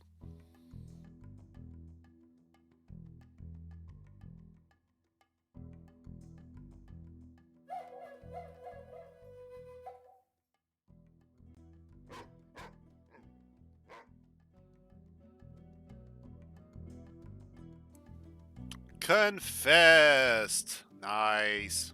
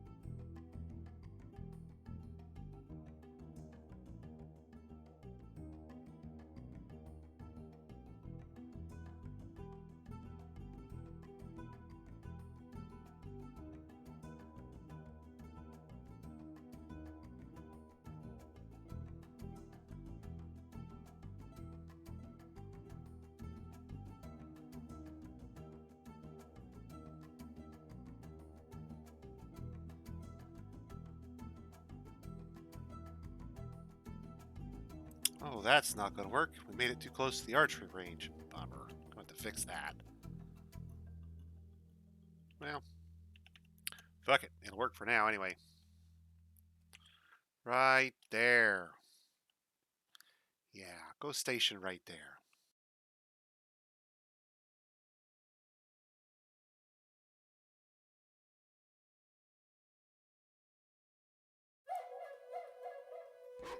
See, we don't do justice in the traditional dwarven sense in my fortress.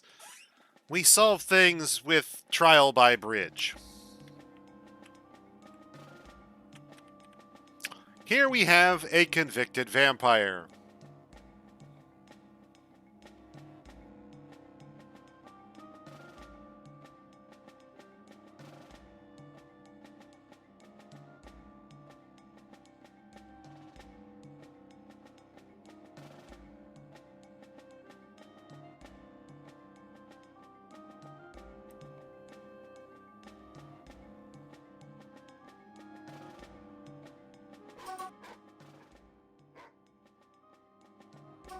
Now I need to think of something else to do. And now we have no more vampire problem.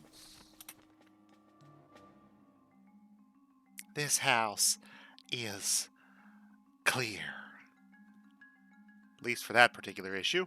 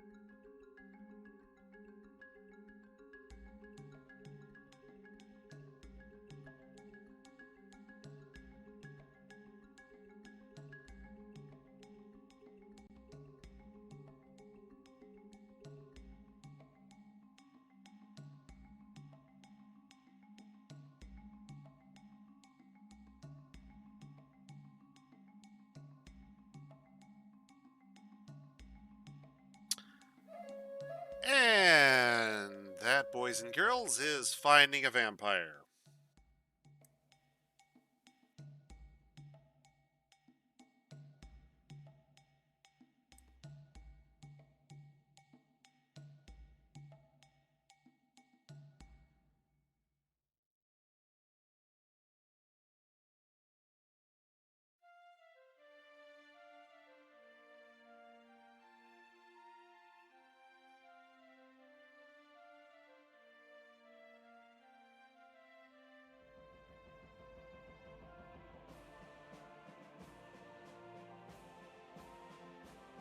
Probably the vampire responsible for the others as well, but we don't know. So, what are you going to do?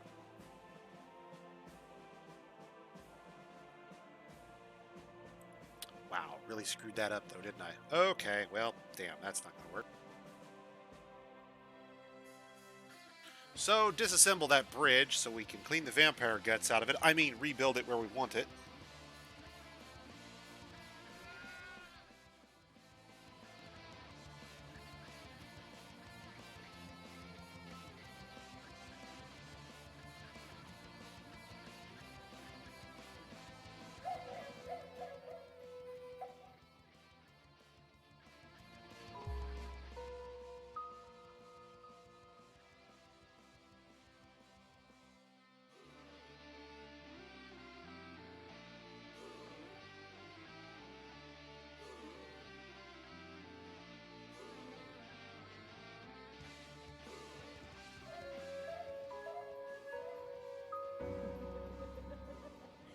So, we've got two.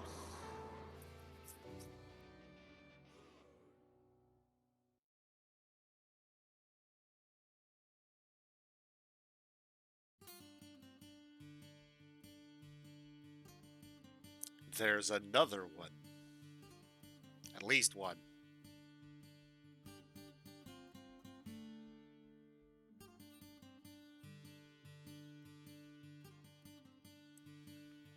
Well, I'd say they're all pretty specific about who might be responsible for this one. What do you think here, guys?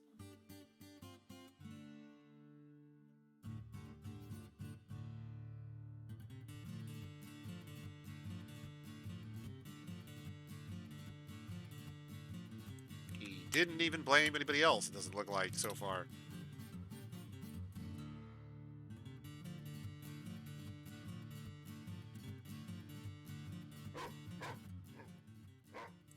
Don't worry. Don't think he's safe just because we disassembled that bridge. There are others. We have bridges for everyone.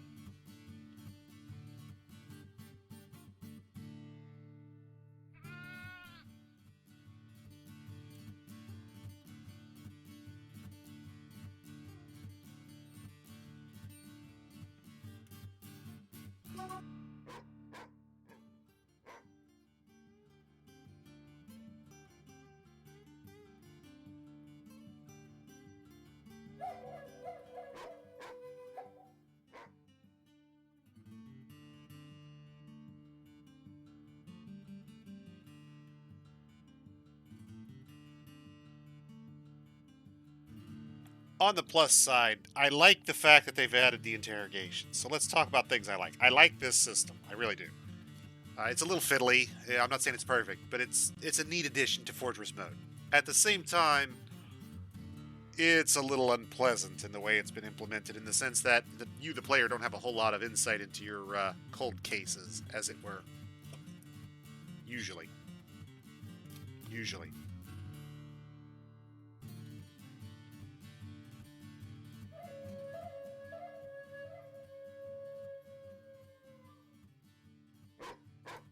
Wow, that dude's brave. He's sleeping right where that last guy bit it.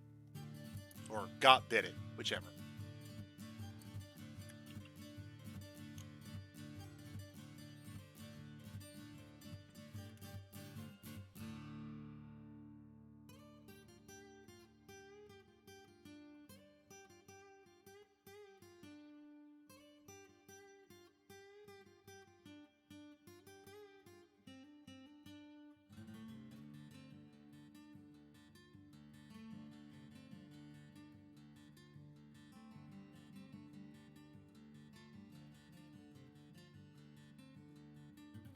Well, come on, mate. Get your interrogation done already.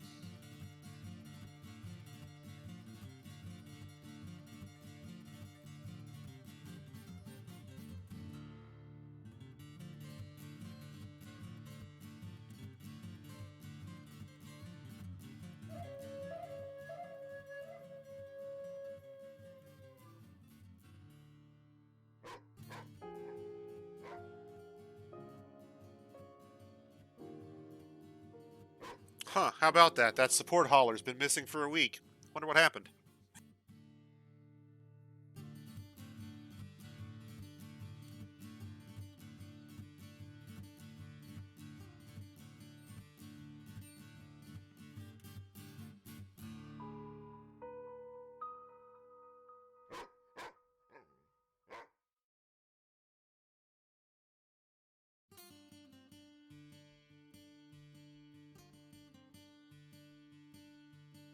Uh-huh. Yeah. See, here's the problem. 4 people convict him, he's not saying nothing, and I'm supposed to go with him. Uh-huh.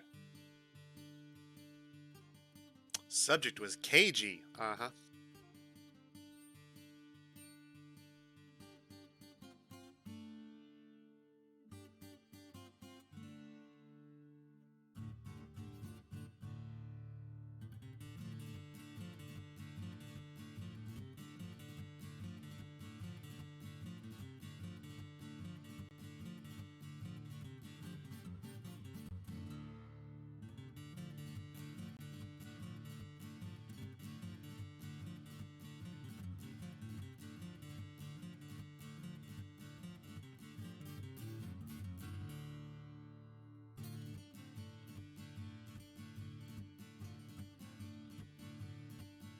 Let's interrogate him again.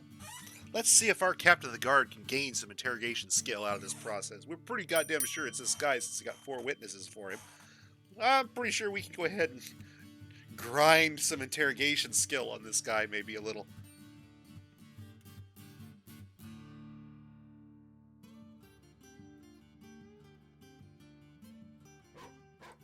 Curious where they're doing the interviews at, though. It does not appear to be here.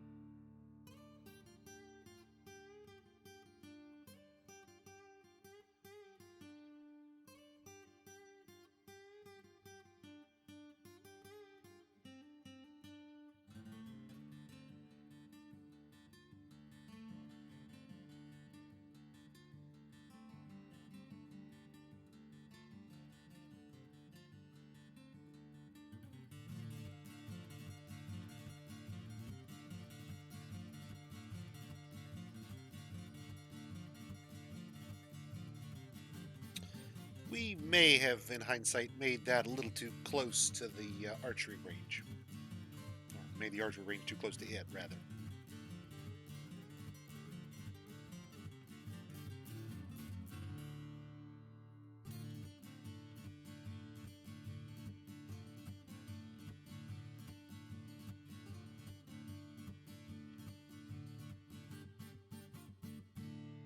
That's better.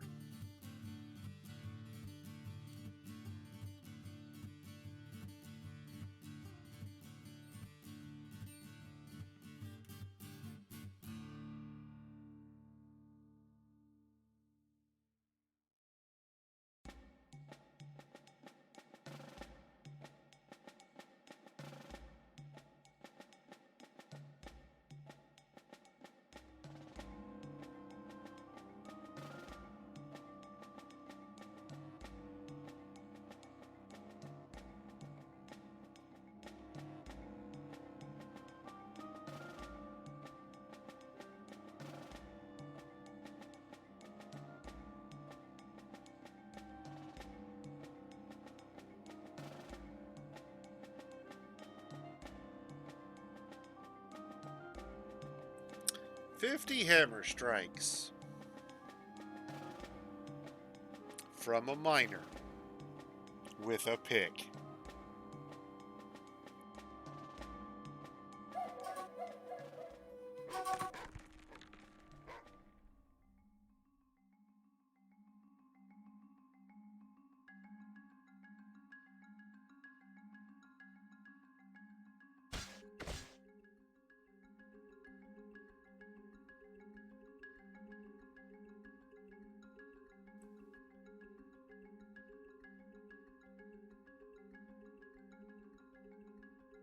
Oh, apparently they use a uniform from the militia squad, I'm guessing. Do we have a militia? Does he automatically put him in a squad? Got a pick, or he should have.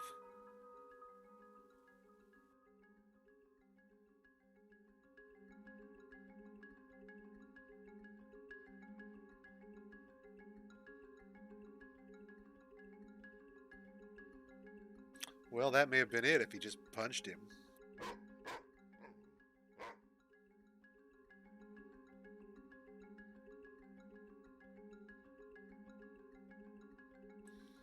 Well, isn't that nice? A hammer with a pick doesn't do the hammering. Okay, well, we'll fix that problem. Right now, in fact.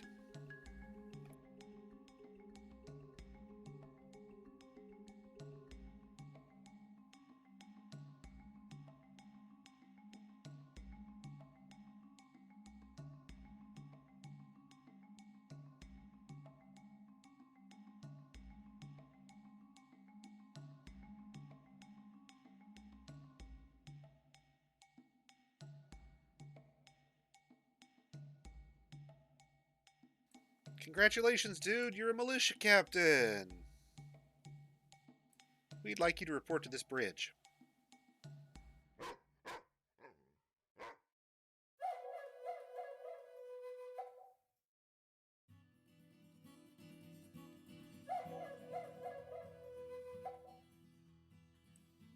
Thank you.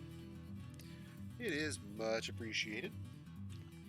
Control M tells me that that is our guy right there.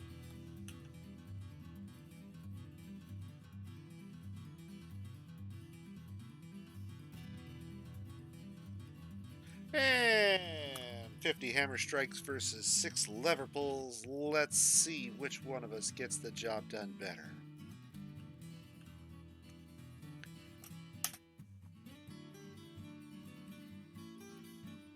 He was doing so good. Getting away with it, even.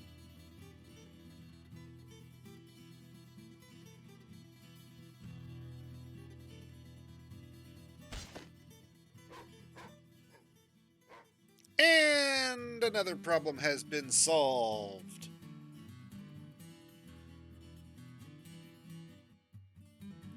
If I was smart, I would have beaten him, removed all of his equipment, then stationed him. Future notice. Better way to do this. Beat them, beat them, take all their stuff, station them naked in the middle of the bridge.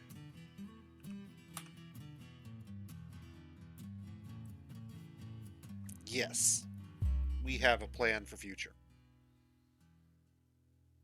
Actually, I'm not even sure I like that plan. I have a better plan.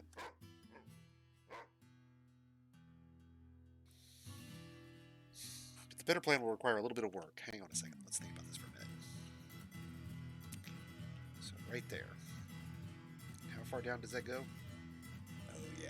Oh yeah, that's deep enough. Oh yeah, that's deep enough.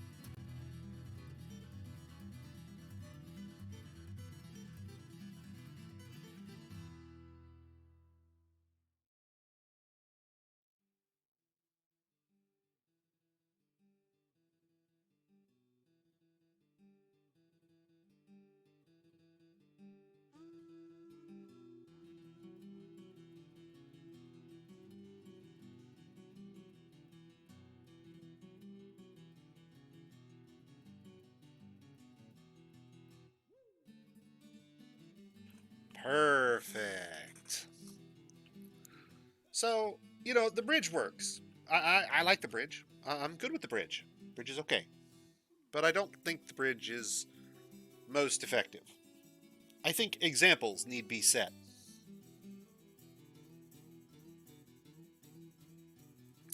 I'm not sure. Is it possible to pit a dwarf that is not caged?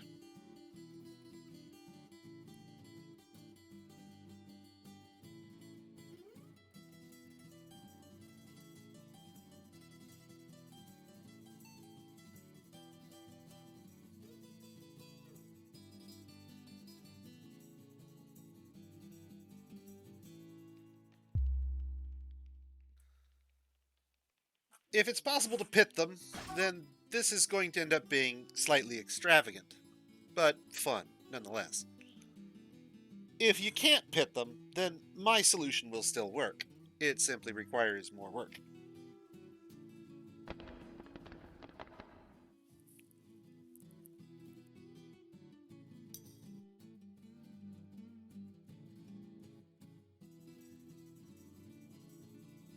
And what I propose is this, that we drop convicted persons who should be executed from Z level -23 down a shaft that proceeds to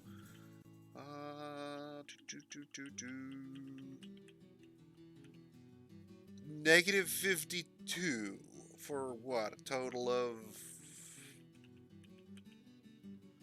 doing my math right here. Yeah, so one shy of 30 levels is 29 levels of Z drop. 29 levels of straight down. Straight down. So, my theory is we will hollow out this area around here, and if necessary, we'll build a bridge over this, but for now, we're going to leave it open and see if we can't pit live dwarves in future. And if we can pit live dwarves, problem is solved, and if not, then we'll build a bridge and station them on the bridge as before, and then we'll simply retract the bridge out from under them, and 30 Z's down, we'll promise we'll solve the problem.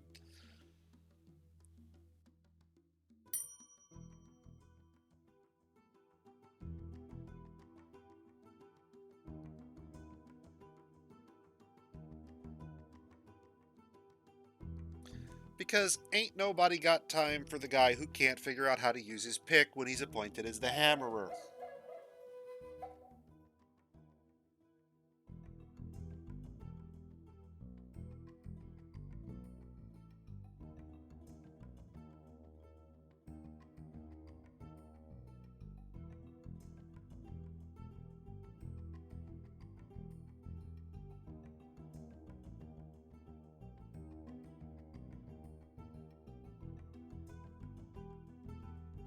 If this guy wasn't part of our starting six, I'd be wondering about him.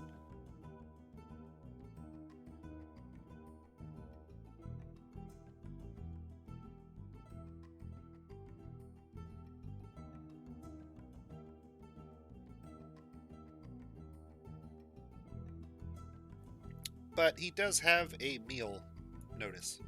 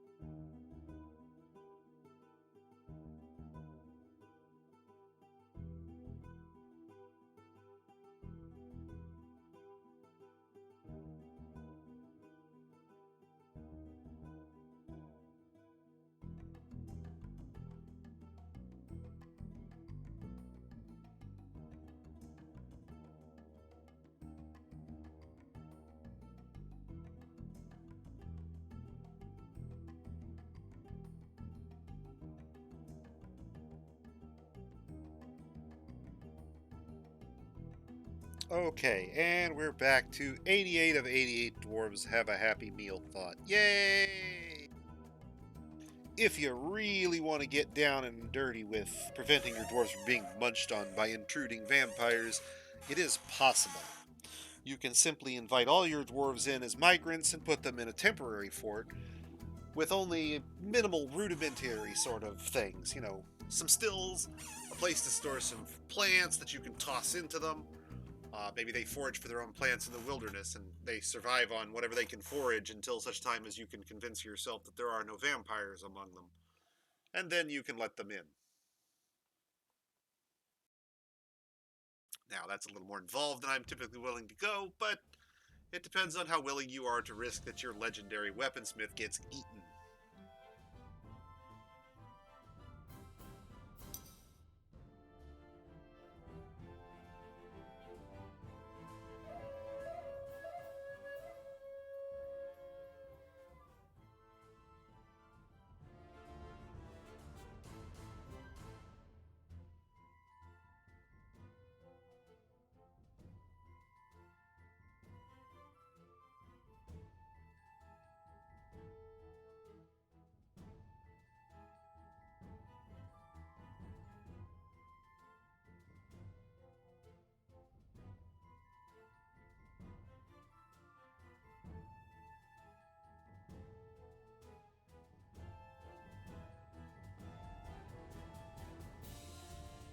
Now, personally, I have a pretty good tolerance for my legendary weaponsmith getting eaten. I'll make more.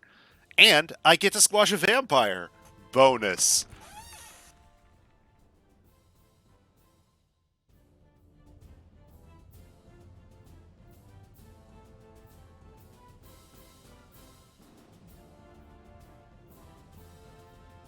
Now, on that far-flung day where Toady will allow us to run stable necromancer fortresses, let me know.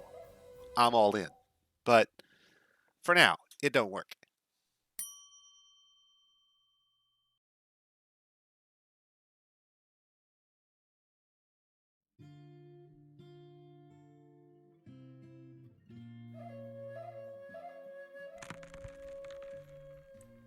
And that should bottle up our aquifer. Hey, how about that? That vampire we just convicted and had that beating suddenly went missing.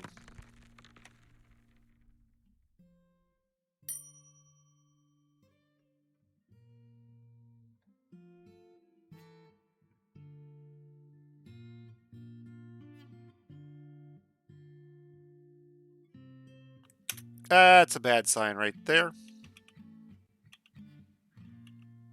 That means we have something floating around that shouldn't be somewhere. Probably in our stockpile here. What do we got? What did we bring in that didn't get moved?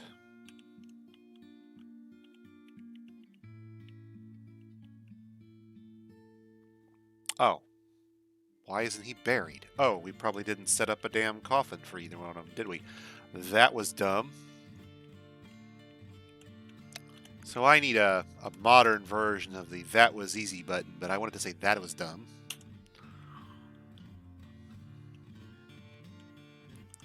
We should probably turn these on since I have pet burials turned off by default anyway, so it's not like it's a big deal. And they'll just bury away anyway, so let them bury everybody. That was kind of dumb. They'll round up whatever stinky corpses or stinky dwarf corpses are making our problem here.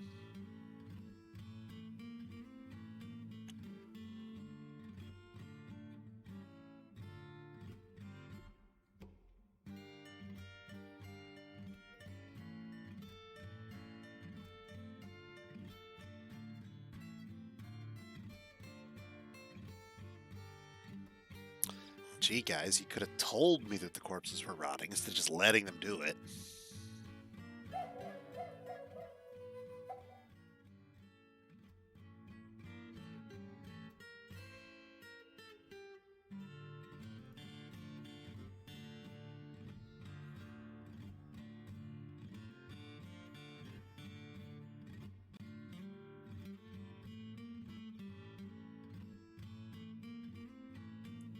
Tasked by who? The guy on the far side of the planet?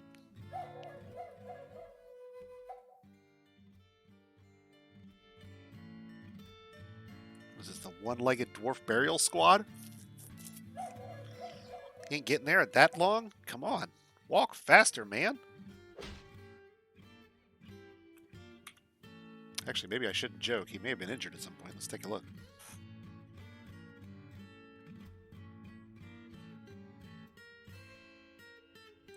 No, he's just slow and lazy, this one.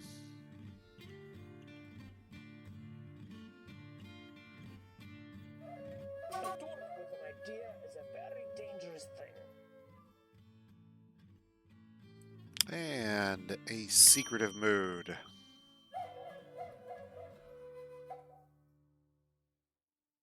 You there, this workshop's mine now. More giant wren corpses on their way in.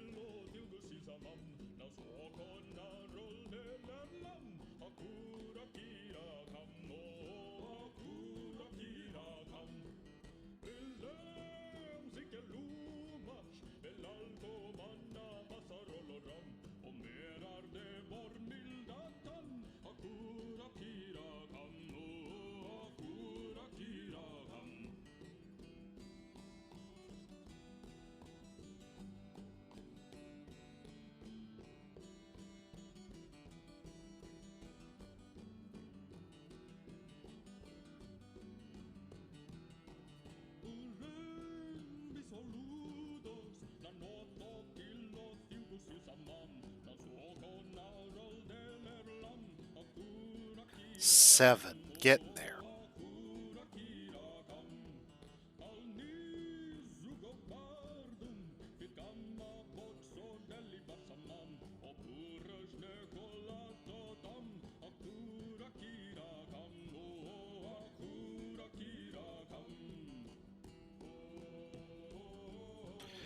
That'll smooth all this internal space down.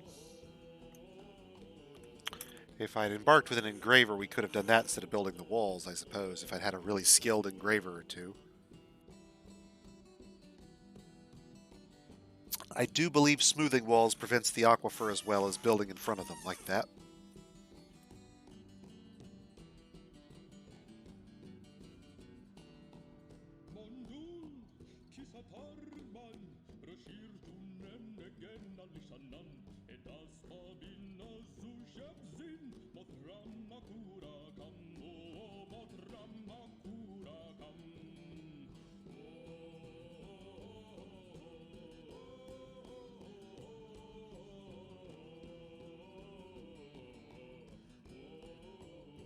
A masterpiece of prepared donkey spleen. Autumn has arrived.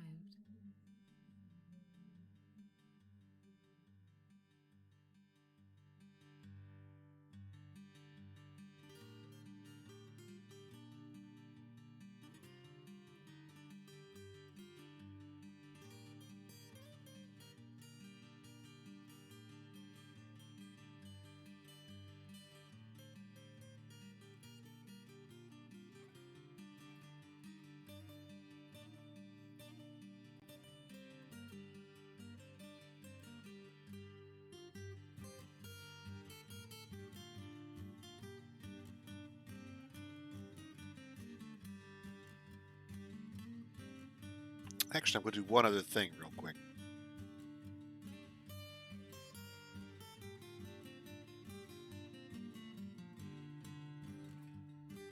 And I got to remember where this is at. Hang on a second in here.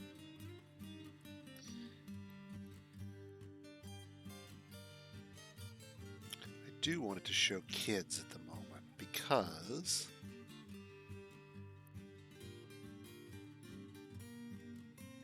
kids, by definition, cannot be vampires.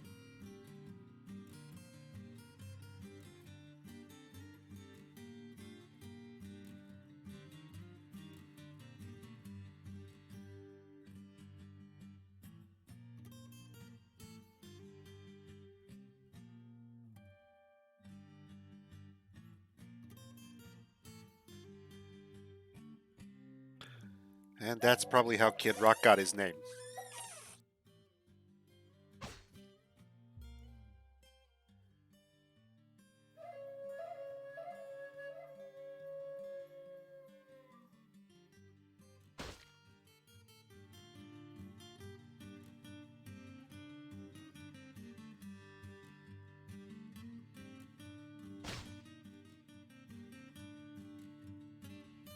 Check on our hunter, make sure he's doing okay.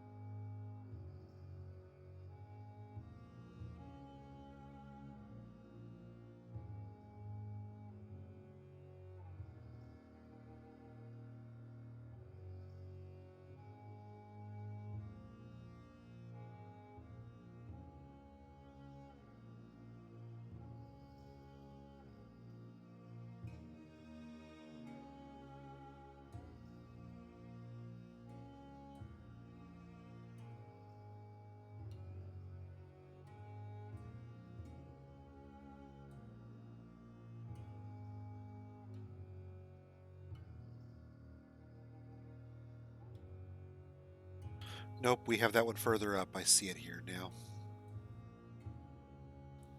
Okay, that should be good for now. Betrayed by the cats. And the dogs, and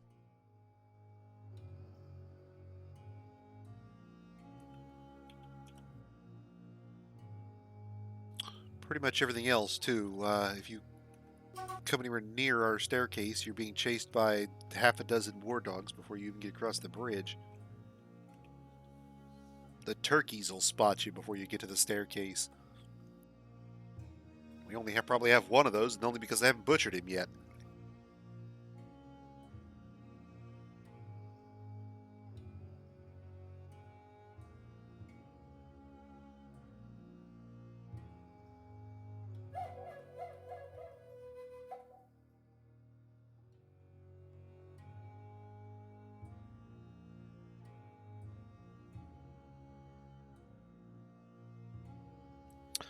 So let's get a few other things going here.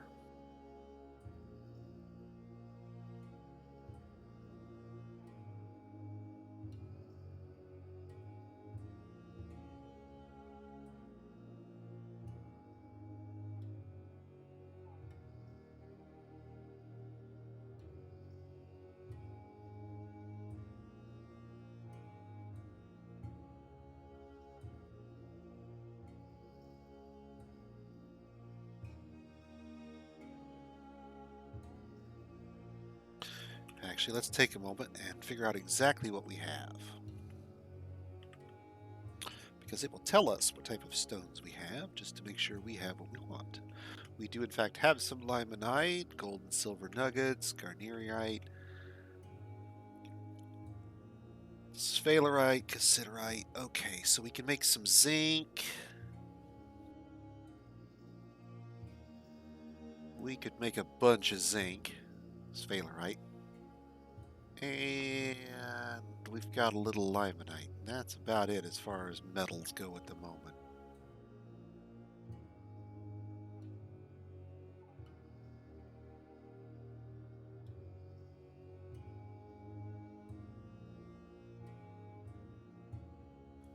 And so it looks like it's on this floor.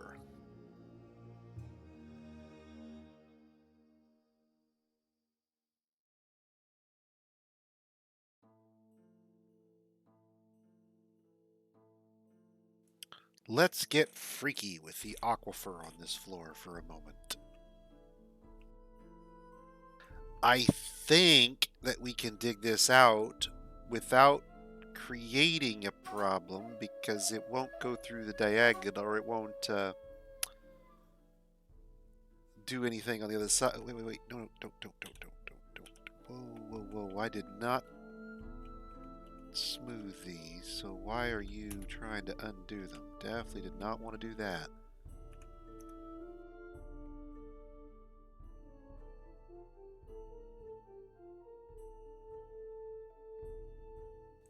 Not sure why it did that for a second there. Okay.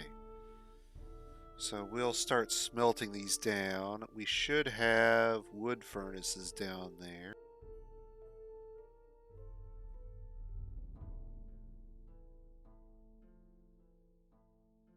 Let's take a look at our bar collection. Do we have coke or charcoal? Yes, we have some coke and we have some charcoal we've started to make. Yes, good. Potash and ash, ready to go. Bronze bars, ready to manufacture coins en masse. Good.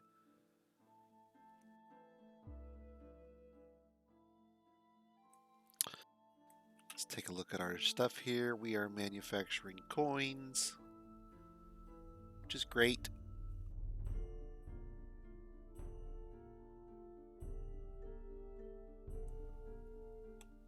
I haven't actually done it yet. Need to see if I've got somebody assigned to the job.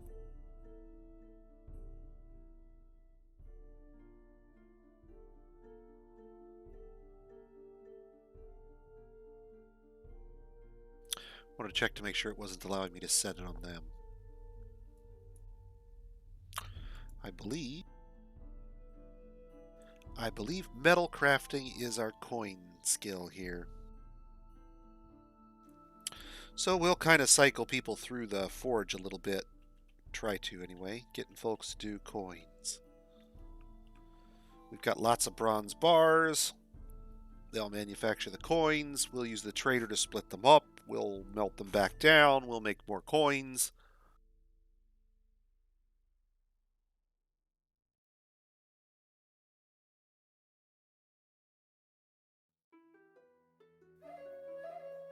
The goal being to give folks a chance to do something creative long term. But here initially, I just want to burn up some of these bronze bars making coins very specifically so that we can have a stockpile of coins built up for that purpose later.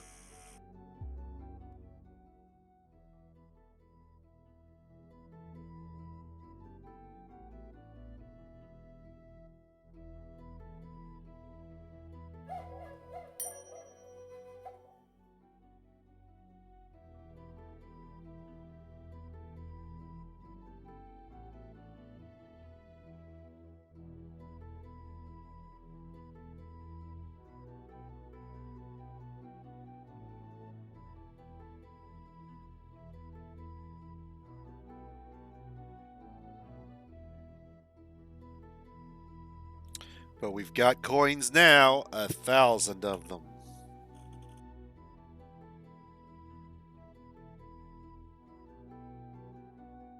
And we'll do the same thing with iron. We'll build up a small stockpile of coins so that I've got them on hand. Oh, we've got an alpaca in a cage we haven't dealt with. And that's a good segue into Auto Butcher, I suspect.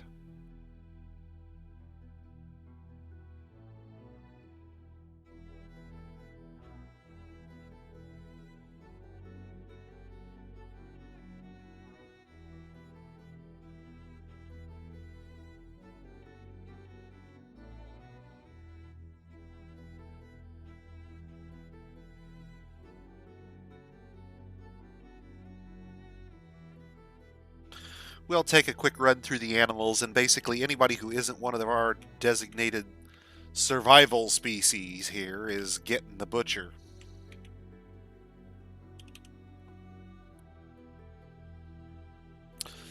But let's get creative.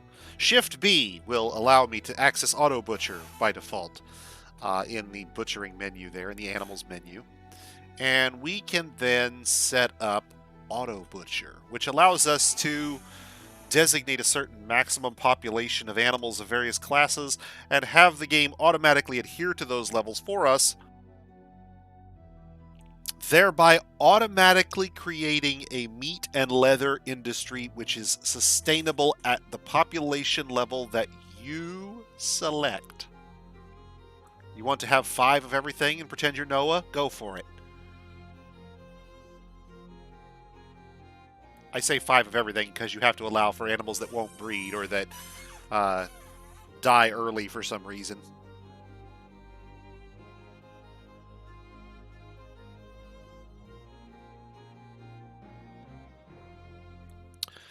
So we will set this up. Let's see here. Now we have to fix this in a second because this actually set a whole bunch of butchers orders up that we don't want butchered, like all of our dogs and our pigs are getting butchered here. We don't want that. That's bad. But we do want to butcher all of this stuff like the geese here. So how this is going to work is you determine how many male and female children and juvenile animals you want to keep, and how many female and male adults you want to keep, and whether you're watching these animals when they come in.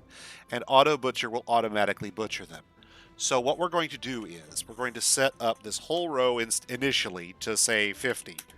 And that says we want to have 50 of every type of dog, which is ludicrous. We don't really want to have that many of all of them. And then we're going to whittle it back. And we'll whittle it back on probably the male kids, because realistically we don't need that many to turn over population-wise. And we'll do the same thing on female kids, because we'll butcher them down when they become adults. So when they become adults, the older animals will be butchered off, and the younger ones will be kept. And we'll do the same thing for cats, for example. We want the whole row to be, say, 2 and no more. And turn this off. I've got auto watch on, so it's checking periodically to set this. Again, here we'll set this fairly high and clear off all those auto butcher orders because we don't want those animals to actually be butchered. We'll set this one a little high. We'll come back to these. We're just going to set them high so we stop the butchering from going on here. There we go. And now it won't check it's checking every few ticks, even though the game isn't running, and it's automatically resetting the butcher orders on me, and I don't want it to do it while I'm messing with it. So there we go. We don't want any geese, though, so this whole row is 0. Now, it will warn me I can't lower this to 0 because this is a pet, and I can't lower this to 0 because this is a pet. Somebody's here with 2 geese children, chicklets, goslings that they brought with them, probably. So they've adopted 2 goslings, and we can't butcher them. Squashing them under a bridge is still a viable option, but it's not really necessary as long as we can keep them relatively safe, and we can long term. We could use those 2 goslings to start a secondary bird industry in the form of geese, but I don't see any real reason to bother. So let's see. Female adult birds should probably be something like 30. Oops. Female adult birds should not be 50-30, should be 30. And male adults is probably only going to be like 5. We don't care. You're not producing more birds. Any excess males can be butchered, which means that every cycle of birds that grows up is 100 birds moving into slots designed for 35.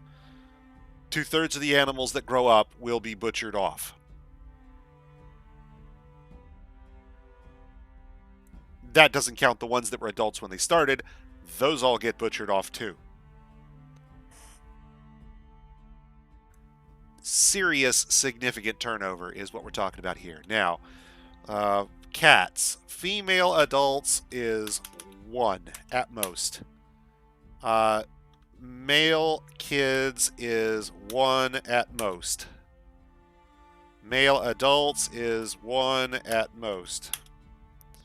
Female kids is 1 at most. I shouldn't really even have 2. Now, we turn this down as long as there is at least 1 pet female and 1 pet male adult. You could let them, make sure you have a couple if you really want to be safe. You can geld the males later once you have a couple. My strong suggestion is geld the males and then butcher them when they grow up. You could let male kids grow up and say, I want to have them, but the problem is they'll adopt dwarves.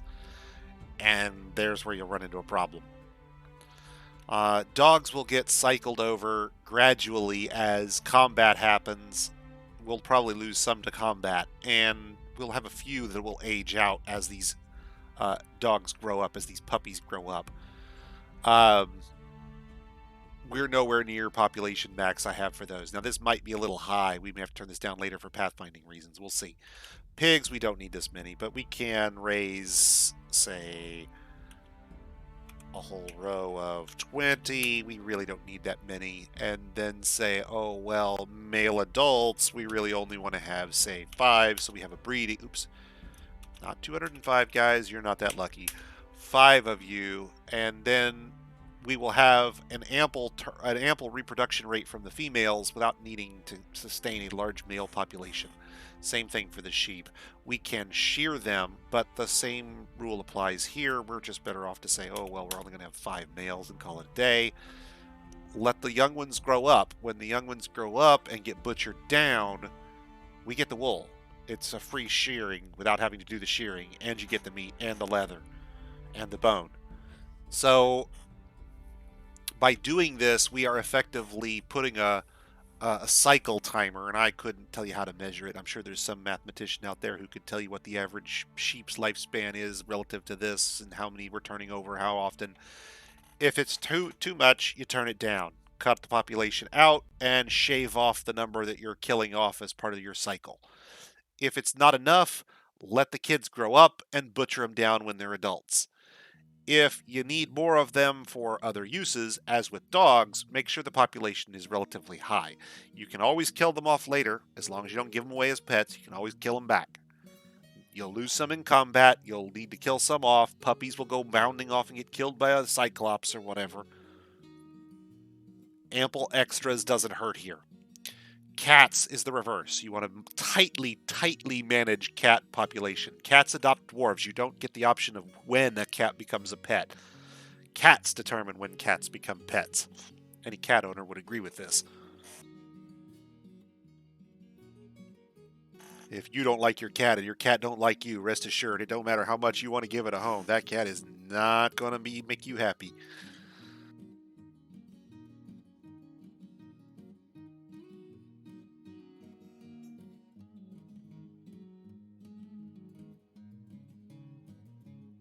I see all these images of destructive, dogs who've torn up somebody's couch or whatever, and I think to myself, you have no idea what a cat would do. It won't shred it. It'll just whiz all over everything. You'll never get it clean.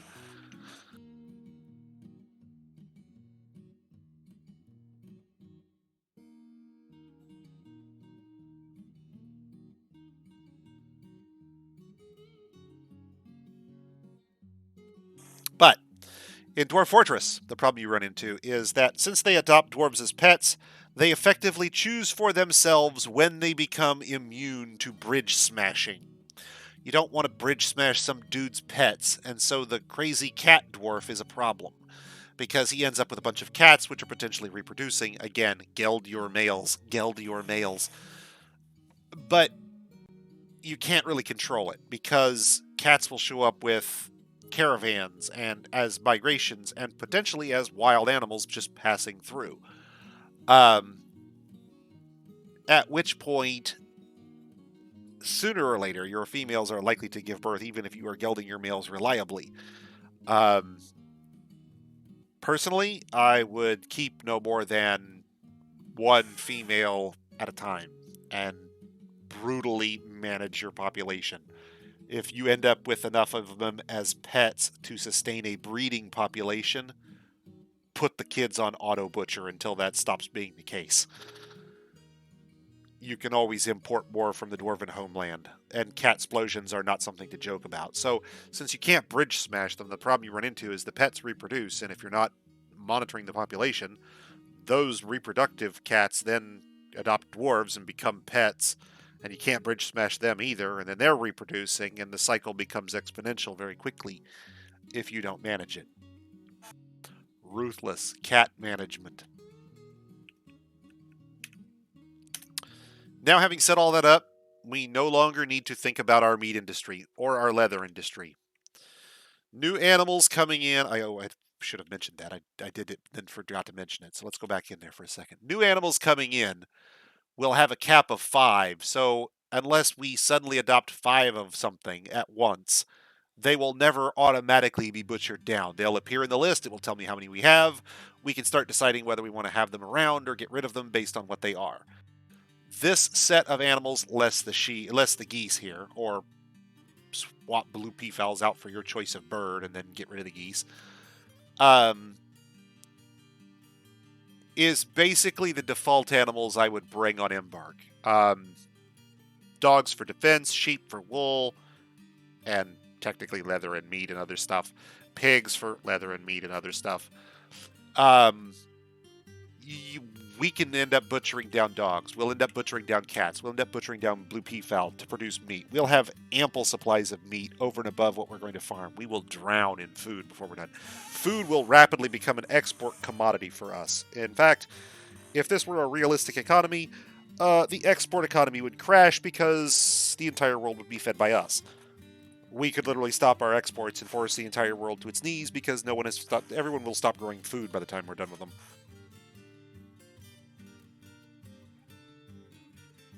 Keep in mind, we are still not growing full plots of everything yet. This little seed pattern you see right through here is where we have actually planted, or what has not yet been harvested for this season. So, we ain't there yet.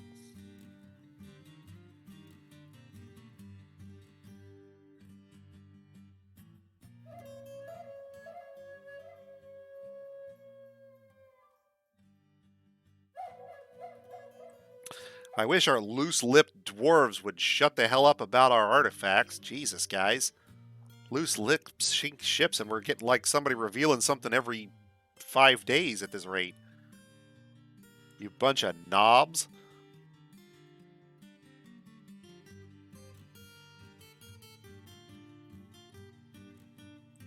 $104 dwarves. Let's get on those bedrooms. So I'll bet we still don't have them all done yet.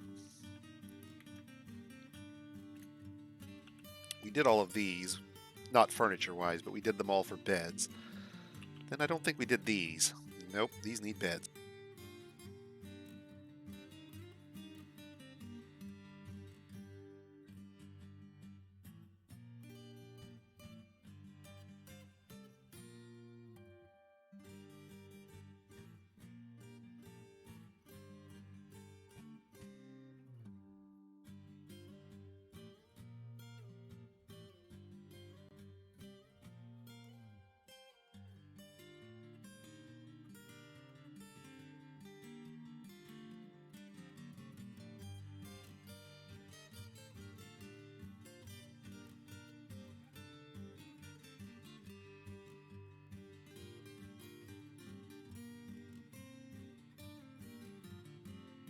I mostly am amusing myself with the difference in the pattern.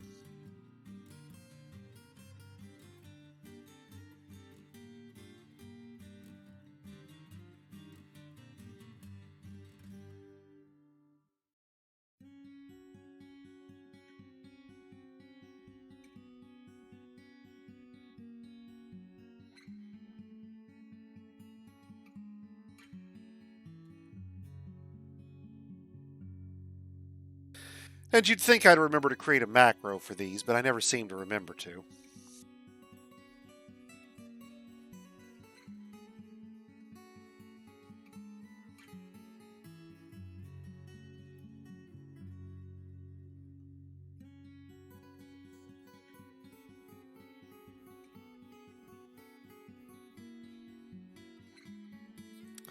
There we go. And now we've got an extra 80 rooms.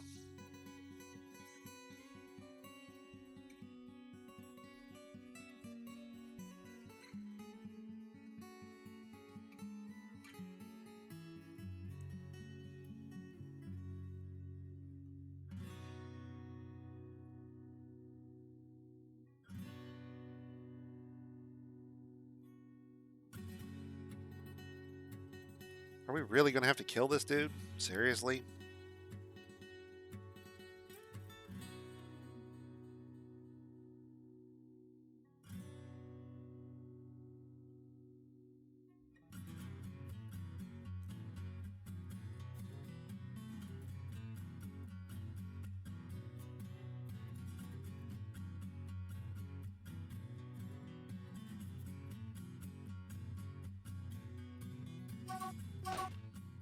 That's a bingo. Okay.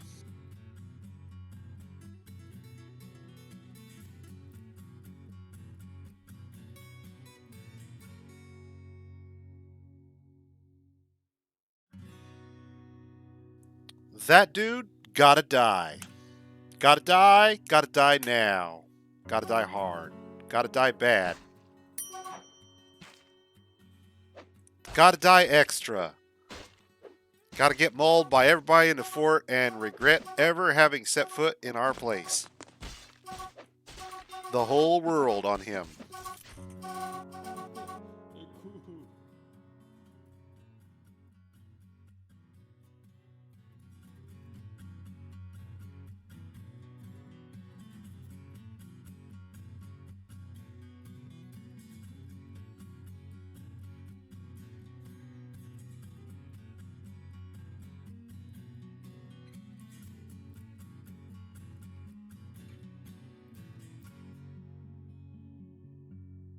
So he shot a sheep, shot a puppy, shot a war dog, shot another war dog, shot another war dog, shot another war dog, shot another war dog. Possibly the same war dog, I can't tell. War dog, and it's worth noting at this point, he is starting to have serious problems because his equipment was presumably not completely worn when he arrived, and they shredded his robe, shredded his cloak, shredded his mittens and gloves. Pursued him with forks and hope. Shredded his alpaca wool dress, his leggings, his armor. And at that point, it is straight up on. They are mauling him. Look at this. Latches on firmly, breaks the grip. He's trying to break loose. He's trying to break loose. They're just... Every time he breaks one, there's another one grabbing it. And then around here, we start to see some of these... it's one guy at first. Help, save me. Dude, you made a mistake. Help, save me. Yeah, you're really screwed here. Shouldn't have fired that arrow, man. That ended it right there. So right around in here, we start to see our temporary guys. There's one guy here, but we start to see all of them start to show up. And it's on. He loses the bow, and at that point, he's got no weapon. They've effectively dragged him down, stunned him, and they're more or less ripping him limb from limb at this point. I have improved my fighting. That was satisfying.